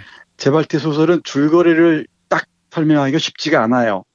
이 소설은 영국의 동부지방, 노퍽주와 서퍽주라 그러는데 네. 동부지방을 여행하면서 이 여행도 그냥 화려한 도시 이런 곳이 아니고요. 샛길이나 미로와 같은 것들, 그리고 이 무너진 건물들, 그리고 폐허 같은 것들, 그리고 쓸쓸한 해변들 이런 것들을 쭉 가면서 거기에 새겨진 사연들을 하나하나 기억해냅니다. 그건 뭐 동물일 수도 있고요. 또는 과거의 유대인 학살의 흔적일 수도 있고요. 또는 자기가 봤던 단편 다큐멘터리에서 발견한 한 인물일 수도 있고 이런 것들 하나하나 아웃사이더적인 존재들 그리고 버림받은 것처럼 보이는 것들을 하나하나 사연들을 이렇게 길어 올리면서 하나의 무늬들을 빚어냅니다. 정말 아름다운 소설입니다. 제가 종종 그런 말씀 드리는데 귀한 음식을 먹을 때는 아껴 먹고 싶어지잖아요. 예. 빨리 사라지면은 너무너무 아쉬우니까. 우리 김 PD야 뭐 이렇게 먹을 것 두면 그렇지 않을 것 같은데 이런 귀한 음식들을 놓고 보면은 정말 고맙기도 하고 하나하나 이 아끼면서 이렇게 음미하고 싶어지는데 이 제발티의 소설이 그렇습니다. 그러면은 몇 구절만 제가 여러분과 함께 소개해 드리도록 하겠습니다. 쭉 길을 걸어가다가 어떤 해변을 만납니다. 이 해변을 보니까 낚시를 하는지 텐트들이 쭉 이렇게 있어요. 그 텐트를 보면서 또 상념해졌습니다. 상념 보면서 이 낚시 얘기가 또 이렇게 떠오르겠죠. 그러면서 낚시하면 또 물고기가 또 연상되겠죠. 예. 물고기 연상하면서 청어의 역사까지 갑니다. 청어잡이를 통해서 수많은 생명들을 인간이 어떻게 파괴했는지를 기억해내는 거예요. 예. 그러면서 이 청어의 그림을 놓고서 또 쭉 설명해 갑니다. 이 소설의 특징이 일반적인 소설과 달리 사진과 그림들, 이런 쪽지들, 이런 것들이 바로 텍스트로 딱 들어와 있습니다. 예. 그것들을 하나하나 음미해 나가는데요. 이 청어에 관해서 얘기하는 구절 한번 읽어보겠습니다. 예. 독특한 생리학적 조직적 대개 청어는 고등동물이 죽을 때 느끼는 몸과 영혼의 두려움과 고통을 느끼지 않는다고 생각하면서 마음을 놓았다. 하지만 실은 우리는 청어의 감정에 대해 아무것도 모른다. 우리가 아는 것이라고는 청어의 골격이 200개가 넘는 다양하고 지극히 복잡하게 구성된 연골과 뼈로 이루어져 있다는 것뿐이다. 외모에서는 힘 좋은 꼬리 지느러미와 폭이 좁은 머리, 약간 돌출된 아래턱, 밝은 은빛 홍채 위에 검은 동공이 떠있는 커다란 눈이 눈에 띈다. 네, 이렇게 쭉 이어가는데 이런 청어의 사체를 떠올리면서 우리 인간들이 물고기 한 마리의 고통을 어떻게 이해하겠는가. 이 물고기 한 마리의 고통을 이해할 때 비로소 우리는 인간의 고통까지 이해할 수 있다고 얘기합니다. 예. 나치에 의해서 대량 학살당한 유태인들 고통들을 자연스럽게 떠올려요. 짧게 말씀드렸지만은 제발트의 기억의 미학이라는 게 무엇인지 금방 아실 수 있을 것 같습니다. 예. 여행하다 보면은 여러 장소들을 만나고 여러 사물들을 만나고 이러잖아요. 그렇게 그냥 스쳐 지나가는 게 아니고 거기에서 하나하나 이야기들을 기억 속에서 쭉 길어 올려내는 제발트 능력이 놀라울 정도입니다. 예. 하나만 더 예로 들어보겠습니다. 어딘가 길을 쭉 가다가 돼지를 만납니다. 이 돼지 엄마여서 제가 고른 부분인데 우리가 돼지하면 대단히 부정적으로 생각을 하잖아요. 예. 돼지 같은 놈 이렇게 생각하는데 우리가 돼지에 대해서 얼마나 무지한지를 쭉 그려내면서 김PD 잘 아실 텐데 마가복음, 이 마르코복음 보면은 예수께서 광인에게 하는 말 있지 않습니까? 예. 악령들에게 풀밭에 있는 돼지무리 속으로 들어가라라고 명령하잖아요. 예. 그래서 이게 돼지를 되게 부정적으로 인식한다고 얘기하면서 돼지에 대한 묘사 한번 짧게 읽어보겠습니다. 예. 나는 울타리를 넘어 꼼짝도 않고 잠에 빠진 육중한 돼지에게 다가갔다. 내가 몸을 숙여 쳐다본 돼지는 밝은 빛의 속눈썹으로 둘러싸인 작은 눈을 천천히 뜨더니 의아하다는 듯 나를 보았다. 내가 먼지로 뒤덮인 등을 쓰다듬자 돼지는 낯선 느낌 몸을 떨었고 이어서 코 윗부분과 얼굴을 쓰다듬고 귀 뒤쪽의 움푹한 부분을 어루만지자 이윽고 끝없는 고통 때문에 괴로워하는 사람처럼 신음소리를 내뱉었다. 내가 다시 몸을 일으키자 돼지는 지극한 복종심을 보여주듯 다시 눈을 감았다. 나는 한동안 전기 철조망과 절벽 가장자리 사이에 풀밭에 앉아 있었다. 네, 이렇게 얘기를 합니다. 그러니까 이런 철망을 사이에 두고 있는 돼지를 통해서 생명이라는 게 얼마나 소중한지, 네, 우리는 이런 돼지를 함부로 대하는 자들이 인간의 생명도 함부로 대한다는 것을 여실하게 착확하게 읽어내고 있는 거죠. 우리 언젠가 그 돼지를 사육하는, 집단 사육하는 장면들 얘기한 적이 있는데 돼지를 하나의 먹을거리로만, 상품으로만 생각할 때 우리는 돼지를 모독하는 순간 그 모독은 바로 인간에 대한 모독으로도 이어질 수 있다는 얘기를 제발트는 아주 놀라운 상상력으로 이렇게 그려내 보입니다. 이쯤 되면은 뭐 이 책 전체를 하나하나 다 읽으면서 우리 애청자 여러분들과 함께 배경 설명하면서 다 얘기하고 싶어져요. 그러려면은 이완배 코너도 없애야 되고 김프로도 없애야 될 겁니다. 그래서 제가 약간의 아량을 베풀어서 우리 애청자 여러분들의 독서의 힘에 맡기도록 하겠습니다. 예. 제가 전품이 넓죠, 이런 거 보면은. 아유, 그럼요. 그래도 아쉬우니까 네. 하나만 더 제가 소개해 드릴게요. 예. 사우스월드라는 곳에 도착해서 또 뭐 여관이든 호텔 같은 데 머문 것 같아요. 그래서 로저 케이스먼트라는 사람을 다룬 다큐멘터리를 봅니다. 그러니까 제발트의 능력이 이런 것 같습니다. 유명한 사람을 얘기할 때도 스탕달이나 피츠제럴드 이런 사람들 얘기할 때도 그 사람의 숨겨진 모습들을 찾아내고요. 그리고 우리에게 알려져 있지 않은 사람들인데 인류의 소중한 지적 자산들을 간직한 사람들 있죠. 예. 이런 사람들을 찾아내서 우리에게 소개해주는 그 능력이 대단합니다. 그 대표적인 게 반역죄로 처형당한 로저 케이스먼트 같은 사람입니다. 예. 1916년 런던 감옥에서 반역죄로 처형당했다고 하는데요. 처형당한 이유가 뭐냐면은 일단 동성애자라는 이유기도 했지만은 콩고에 파견된 모양인데 콩고에서 그 식민지 악랄함들을 그대로 드러낸 사람입니다. 그래서 이 조셉 콜레드하고도 연결되고 이러는데 저는 토성의 고래 5장 읽으면서 5장도 좋고 9장도 좋지만은 이 5장 읽으면서 이 사람의 상상력이 어디까지 향하고 있는지를 정확하게 읽을 수 있었습니다. 예. 이 로저 케이스먼트라는 제국주의에 저항한 이 사람을 얘기하면서 제발트는 이렇게 얘기하네요. 영국의 식민지였던 콩고, 이것도 벨기에 식민지겠죠. 콩고를 얘기하면서 이렇게 이야기합니다. 착취의 도구는 콩고 상업 주식회사와 같은 모욕회사들인데 이 회사가 오래지 않아 획득한 전설적인 이득은 모두 주주와 콩고에서 활동한 모든 유럽인에 의해 승인된 강제노동체계와 노예체계에 바탕하고 있었다. 네, 이렇게 얘기하고 이어지는 게 그런 겁니다. 이제 날이 갈수록 건물들이 거창해져가는 벨기에 왕국의 수도를 검은 지신더미 위에 솟아오른 묘비처럼 느낀다.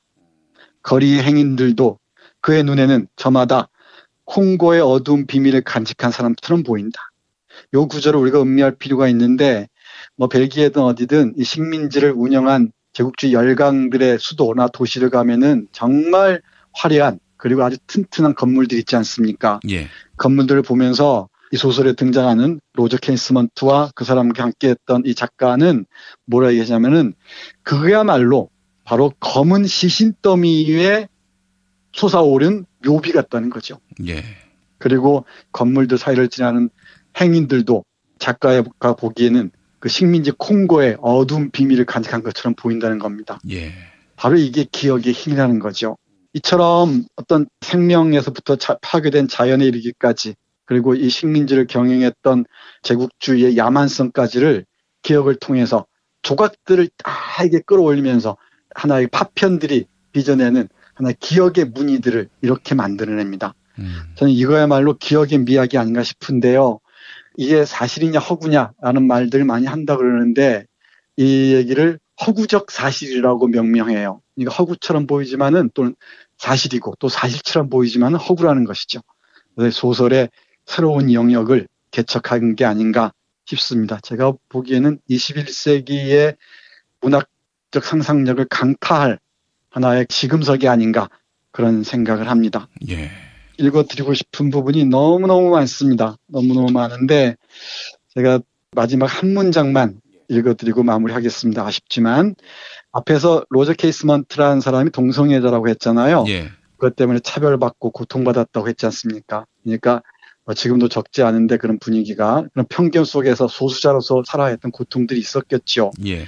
이런 소수자의 힘을 얘기하는데 그 구절 한번 짧게 읽어보겠습니다. 예. 케이스먼트의 동성애가 그에게 사회 계급과 인종의 벽을 넘어서 권력의 중심에서 가장 멀리 있는 사람들에 대한 지속적인 억압과 착취, 노예화와 불구화를 인식할 수 있는 능력을 부여해 주었던 것이다. 네, 이렇게 얘기하는데 이게 바로 소수자, 아웃사이더의 힘입니다. 그러니까 동성애자들은 주류 사회에서는 끊임없이 아웃사이더로 또는 편견의 대상으로 내몰리잖아요. 예. 그러니까 이 법의 사각지대로 내몰리고, 근데 그런 사람들이야말로 수많은 편견들 넘어서서 새로운 상상력을 제시한다는 거죠.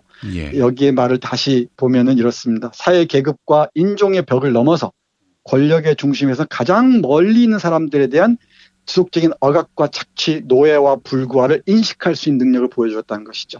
그리고 그 사람들에 대한 애정을 피력할 수 있게 했다는 거고, 그리고 이런 동성애자로서 겪는 아웃사이더로서 고통이 콩고 식민지에 대한 깊은 애정으로 가게 됐고요. 그리고 콩고를 착취하고 억압한 제국주의에 대한 아주 날카로운 비판의 칼날로 다시 벼려졌던 것이죠. 예. 이러니까 제국주의자들이 보기에는 반역죄로 다스려도 싸겠죠. 이게 바로 잊혀진 인물들을 우리에게 다시 소환하면서 그 사람들이 가지고 있는 상상력의 에너지, 지적 에너지가 무엇인지를 제발트가 이렇게 우리 앞에 펼쳐놓는 것 같습니다. 예. 교수형을 당한 해가 1916년이니까 작년이 딱 100년이었군요.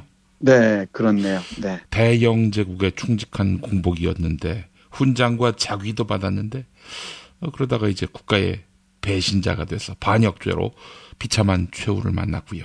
네, 그러니까 요즘 말로 하면은 어떤 외교관으로 식민지에 파견된 거죠.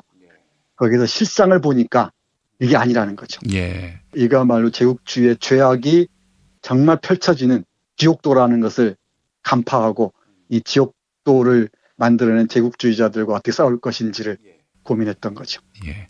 약자의 권익을 대변하면 반역이 되는군요. 뭐 늘 그래왔죠. 예, 대영 제국답습니다. 그 무지막지함이 오늘 우리의 그 민낯은 아닌지 돌아봤으면 좋겠다는 생각도 들고요. 네, 그렇습니다. 알겠습니다. 자, 교수님 오늘도 좋은 책 소개 감사합니다. 네, 고맙습니다.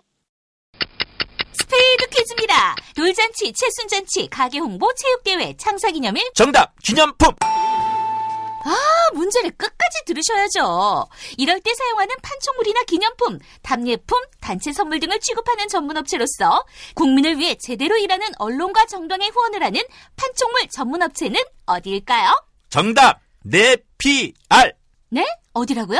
네피알! 네, 정답입니다. 판촉물이나 단체 선물이 필요할 때 이왕이면 우리 편 회사 네피알을 찾아주세요. 인터넷 검색창에 네피아를 치시거나 032-519-4800으로 전화주시면 친절하게 상담해드립니다. 그런데 상품은 뭔가요? 네피아를 가서 고르세요. 3만 가지가 넘는 물품이 있어요. 기분 좋다고 쓴 3차 술값 20만 원. 택시에서 떨어뜨린 핸드폰 액정 수리비 15만 원. 내 옆 나란히 누워있는 피카츄 인형 5개. 문자 목록에서 발견한 옛 여친에게 보낸 문자. 자니? 그렇게 싫어한 건 아니었는데 전화는 왜 한 거지, 김 부장한테? 술친구만 먹었어도! 후회하지 않게, 후회할 일 없게. 살아서 집까지 술친굼. 재구매율과 후기가 좋은 술친굼을 지금 네이버에서 검색하세요. 탄핵 때문에 뭐 이야기를 전달을 하려고 해도 길을 막고 듣질 않아요. 해족 수준으로 쪼그라든 한국 보수. 회생의 길은 과연 있을까? 변화된 정치 환경, 갈 길 잃은 보수에게 새로운 희망을 제시한다. 애국보수의 화려한 부활과 집권을 위한 본격 가이드, 김용민의 신간, 보수를 지켜라. 진중권도 투표하는 보수 정당, 광주에서도 일당이 될 수 있는 보수 정당, 젊은이들의 입당이 줄을 잇는 보수 정당. 언제까지 민주당 정의당을 부러워만 할 것인가? 부러우면 진다니까? 자유한국당 당원 김용민이 쓴 보수를 지켜라. 이김에서 나왔습니다. 이주노동 희망센터 이사 권영국 변호사입니다. 이주노동 희망센터는 동남아시아 저개발 국가의 이주노동자들과 함께하고 있습니다. 시골 오지 마을에 학교를 만들고 마을 주민들이 공동체를 이루어 운영하도록 돕습니다. 포털 검색창이나 페이스북에서 이주노동 희망센터를 검색하시어 후원회원이 되어주세요. 노동 존중 생산과 소비를 통한 사회연대를 추구하는 문자당이 함께합니다. 이제 금요일 방송분 함께 하시겠습니다. 오늘을 읽는 책, 문학평론가인 국민대학교 국문학과 정선태 교수와 함께합니다. 정선태 교수님 나와 계시죠? 네, 안녕하세요. 네, 교수님 오늘 시가 있는 금요일입니다. 오늘 어떤 작품 소개해 주시겠습니까? 예, 오늘은 구약성서 시편에서 몇 구절 읽어볼까 합니다. 아, 구약성서 시편. 네. 그런데 우리 김 PD의 전공 영역이어서. 아이고, 전공이라니요. 별 말씀 다 하십니다. 예. 말이 맥힐지는 모르겠습니다. 예. 구약성서 번역본이 상당히 많은데 교수님이 택하신 번역본은 어떤 건지 상당히 궁금합니다. 네, 제가 한 서너 개를 갖고 있는데요. 예. 오늘 제가 고른 것은 2016년에 한국 천주교 주교회의에서 펴낸 버전입니다. 예. 가장 최근에 나온 것이기도 하고요. 예. 제가 보기에는 현대문학을 공부하는 사람이서 그런지 모르겠는데, 예. 요즘 최근에 그 현대어로 번역한 것이어서 쉽게 와닿습니다. 예. 오늘 교수님이 고르신 시편 어떤 게 나올지 또 궁금한데요. 한번 맞춰보세요. 150편 중에서 네. 저는 시편 23편은 꼭 들어가지 않았겠는가 이런 생각이 듭니다. 아하, 그건 제가 맛배기로 들려드릴 건데, 역시 맛배기로. 아시는군요. 맛배기. 예. 요즘 그 뉴스를 보면은 예. 우리가 지난 9년 동안 어떤 만신창이 속에 살았는지가 야실하게 드러나잖아요. 예. 그럼에도 저들은 전혀 뭐 부끄러움을 모르고 뭐 정치 조작이니 정치 보복이니 하면서 아주 사악한 말장난을 하고 있습니다. 저들의 저항이 만만치 않으라는 걸 몰랐던 건 아니지만 저렇게 염치가 없을 줄은 미처 몰랐어요. 그리고 저들의 언어가 저렇게 빈곤하고 저렇게 거칠 줄은 정말 미처 몰랐습니다. 그러니까요. 나는 꼼수다 할 때요, 교수님.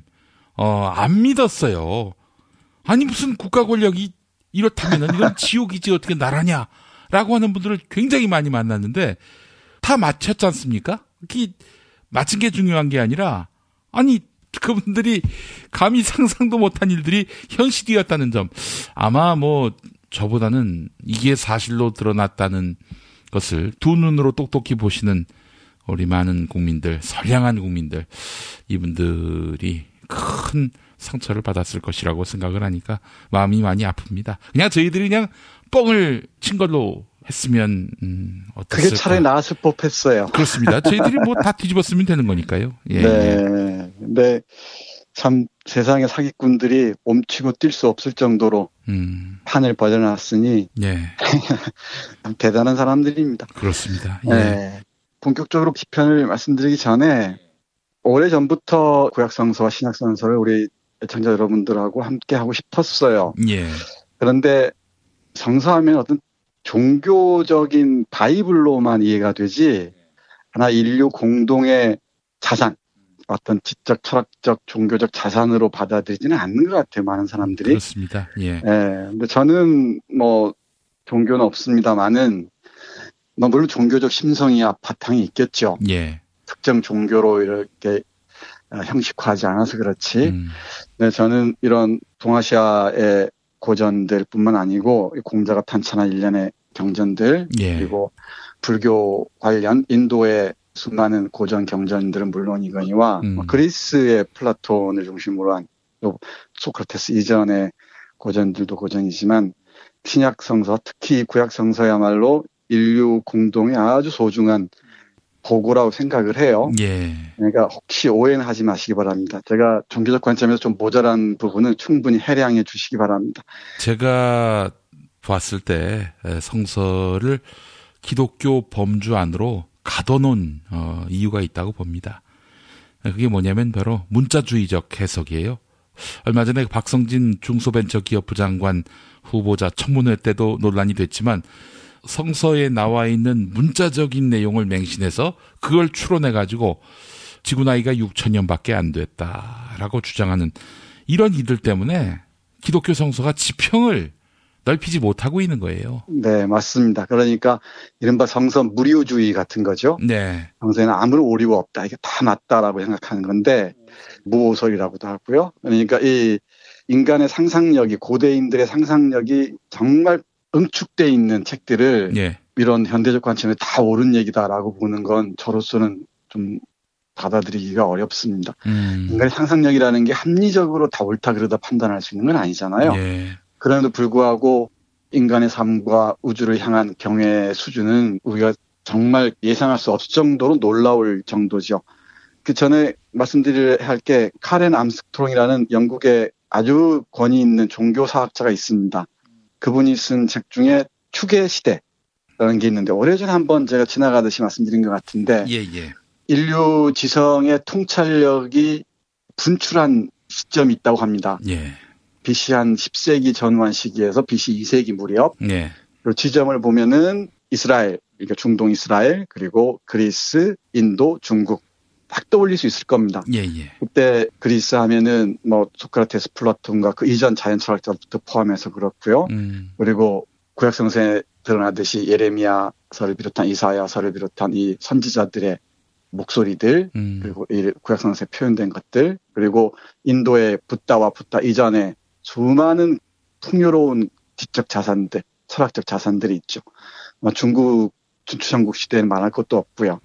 근데 그게 인류 지성의 4개의 축이라는 거예요. 근데 그 이후에 인류 지성사는 그 축을 계속 각주하고 해석하고 이해하는 그런 과정이었다는 거죠. 예.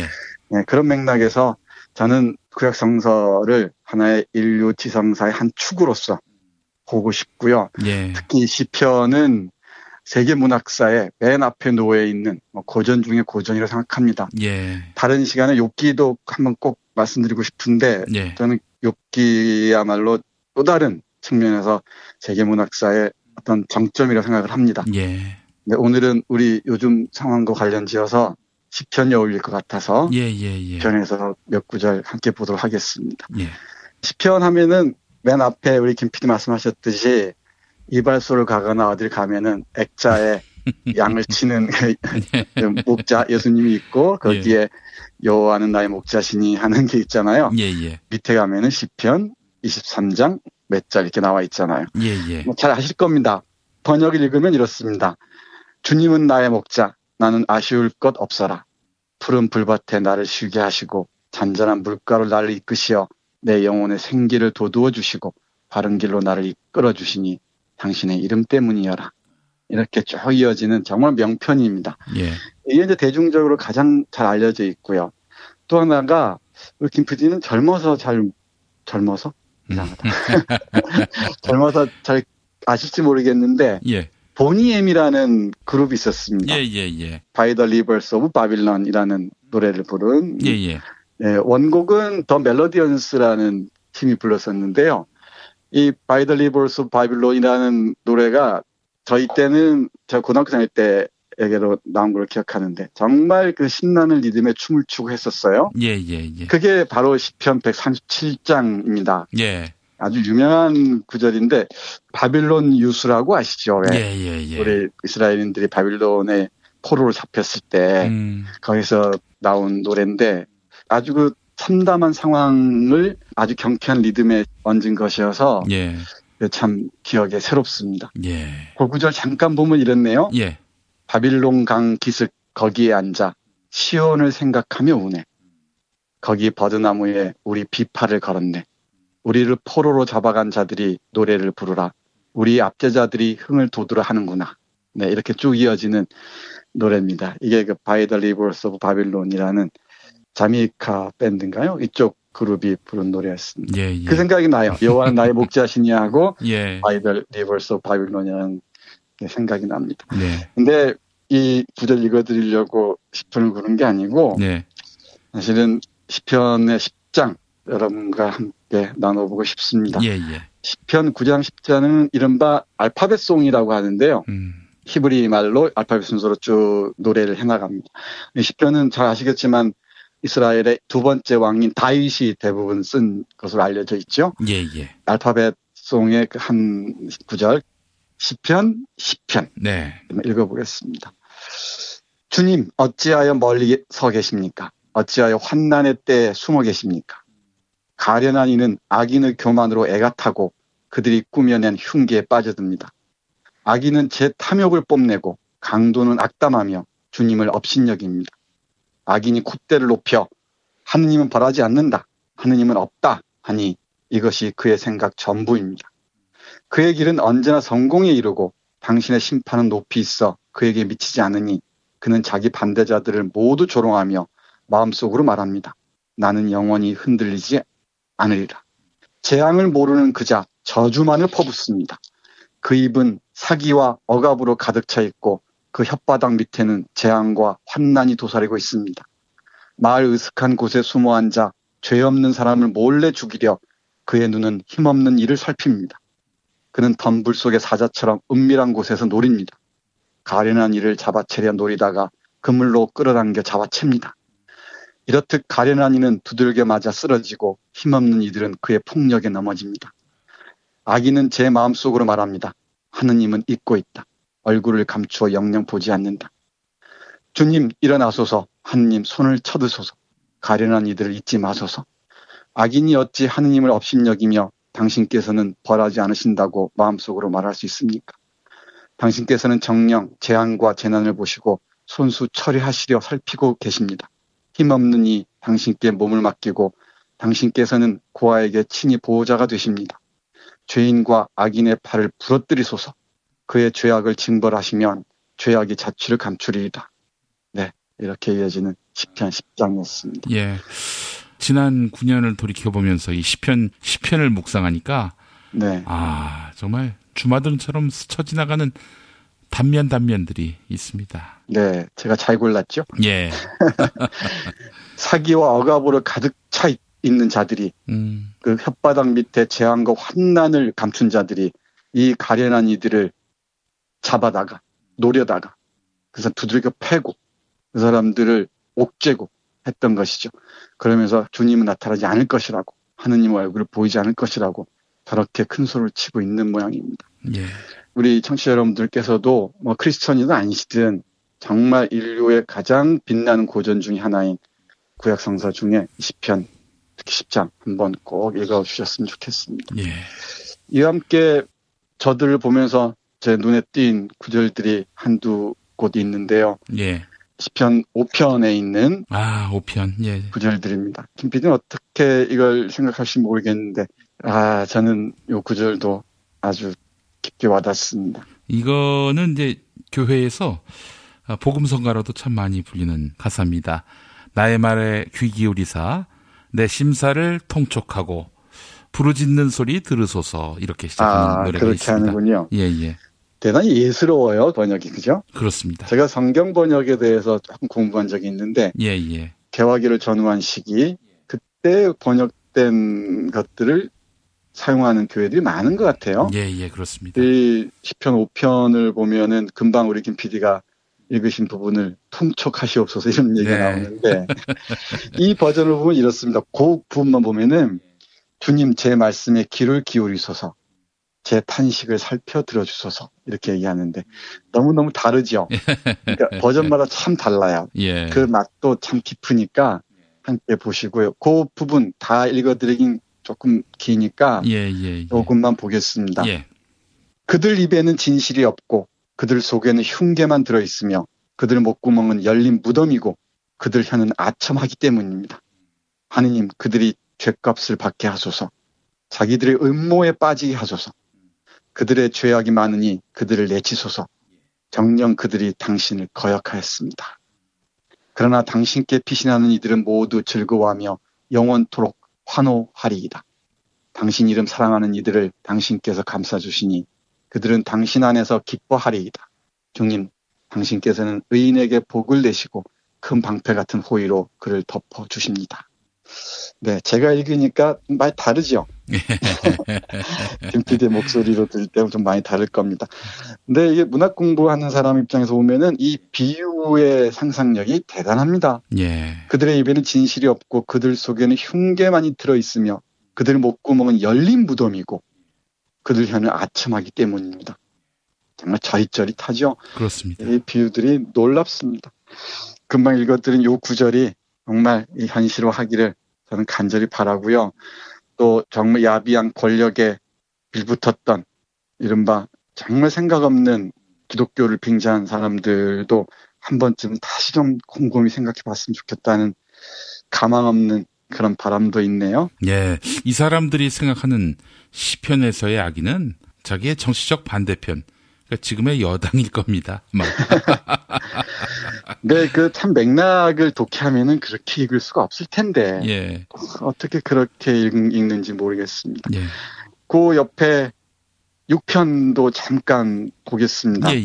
정말 저렇게 악다구니를 쓰는 자들에게 꼭 들려주고 싶고요. 저들의 마음의 풍경이 어떤지 시편의 목소리가 정확하게 웅변하고 있는 것 같습니다. 6편입니다.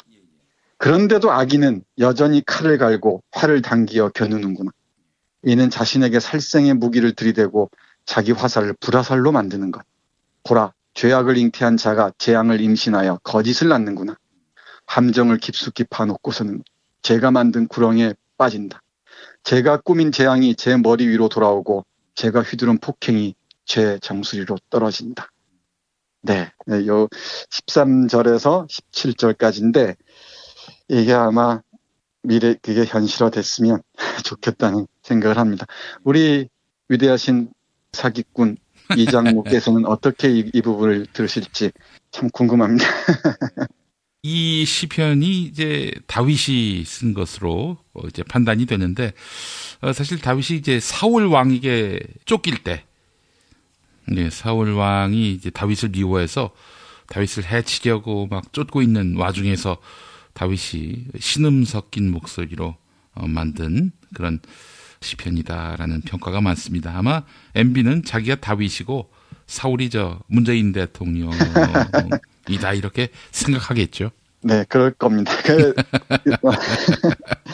시작하고 보니까 제가 어젯밤에 잘 못 잔 이유가 시편 때문인 것 같습니다. 150편의 시를 그것도 아주 묵직하고 아주 의미 깊은 구절도 읽다 보니까 잠을 못 잔 것 같기도 한데 우리 김 PD 말씀하신 것처럼 벌써 1년이 다 돼가잖아요. 시간들이 쭉 정말 주마등처럼 쭉 이어져요. 조금 아쉬우니까 64편도 함께 보겠습니다. 64편, 네, 저들에게 들려주고 싶습니다. 하느님, 비탄 속에서 부르짖는 제 소리를 들으소서. 원수에 대한 두려움에서 제 생명을 지켜주소서. 악한 자들의 음모에서, 나쁜 짓 하는 자들의 폭동에서 저를 숨겨주소서. 그들은 칼처럼 혀를 벼리고 독한 말을 화살처럼 시위에 매겨 무죄한 일을 숨어서 쏘려합니다. 느닷없이 그를 쏘고서는 두려워하지도 않습니다. 그들은 악한 일을 단단히 꾸며내어 덫을 놓자 모의하고서는 누가 자기들을 보려하고 말해댑니다. 불의한 것을 생각해내고는 말합니다. 우리는 준비가 다 됐다. 계획이 세워졌다. 사람의 속과 마음은 헤아리기 어렵습니다. 네, 이 김무사나 국정원이나 저들이 꾸민 그 폐악질들을 우리 다윗의 아주 위대한 시인이었죠. 다윗은 군인이기도 하고 뭐 정치가이기도 했지만은 정말 뛰어난 통찰력 있는 시인이었는데 3000년 전에 이 시인이 지금 현재의 저자들의 음모들을 이렇게 드러내고 있습니다. 이게 고전의 힘이 아닌가 그런 생각을 해요. 그러니까 칼처럼 혀를 벼리고서는 독한 말을 화살처럼 시위에 매겨서 무죄한 일을 숨어서 쏘았던 거 아닙니까? 사찰하고 감시하고 저들을 고통 속에 밀어넣고 하지 않았습니까? 예.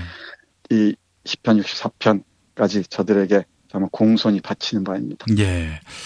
사실 뭐 교수님도 아시겠습니다만은 다윗이 예수의 조상이고 이제 육신의 조상으로 분류되고 이스라엘 민족에게는 뭐 자존심과 자긍심의 표상 아닙니까?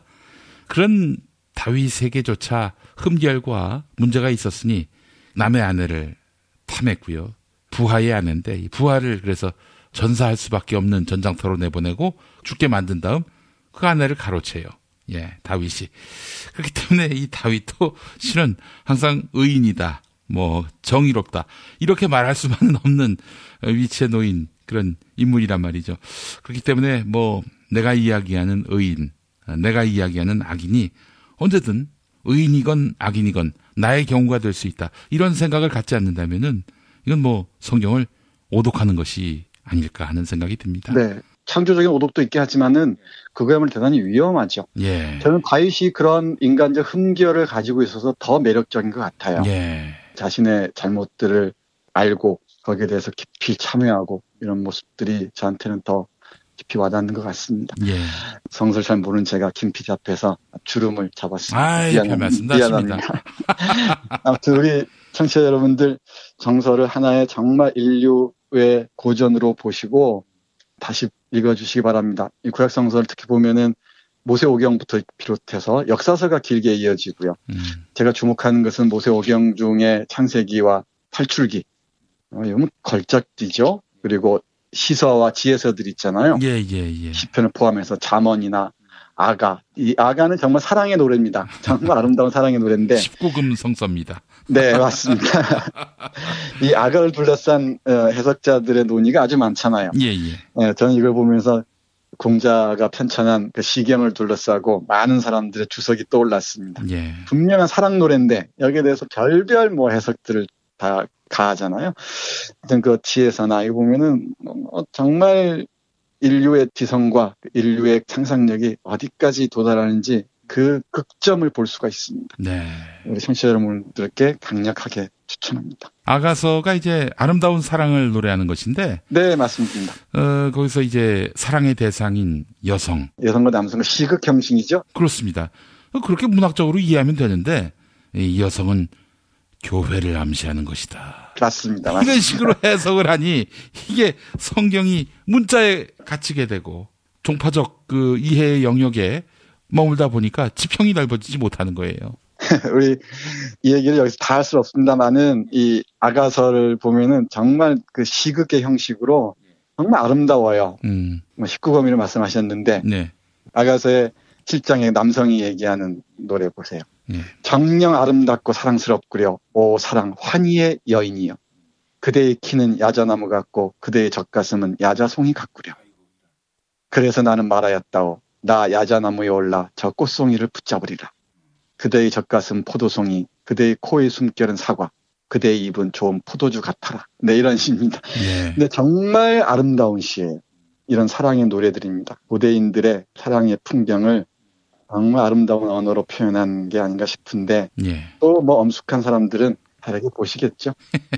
저는 잘 모르는 사람이니까 무지한 사람이니까 양해해 주시기 바랍니다. 예. 그리고 이 아가서의 마지막 부분이 이렇게 끝납니다.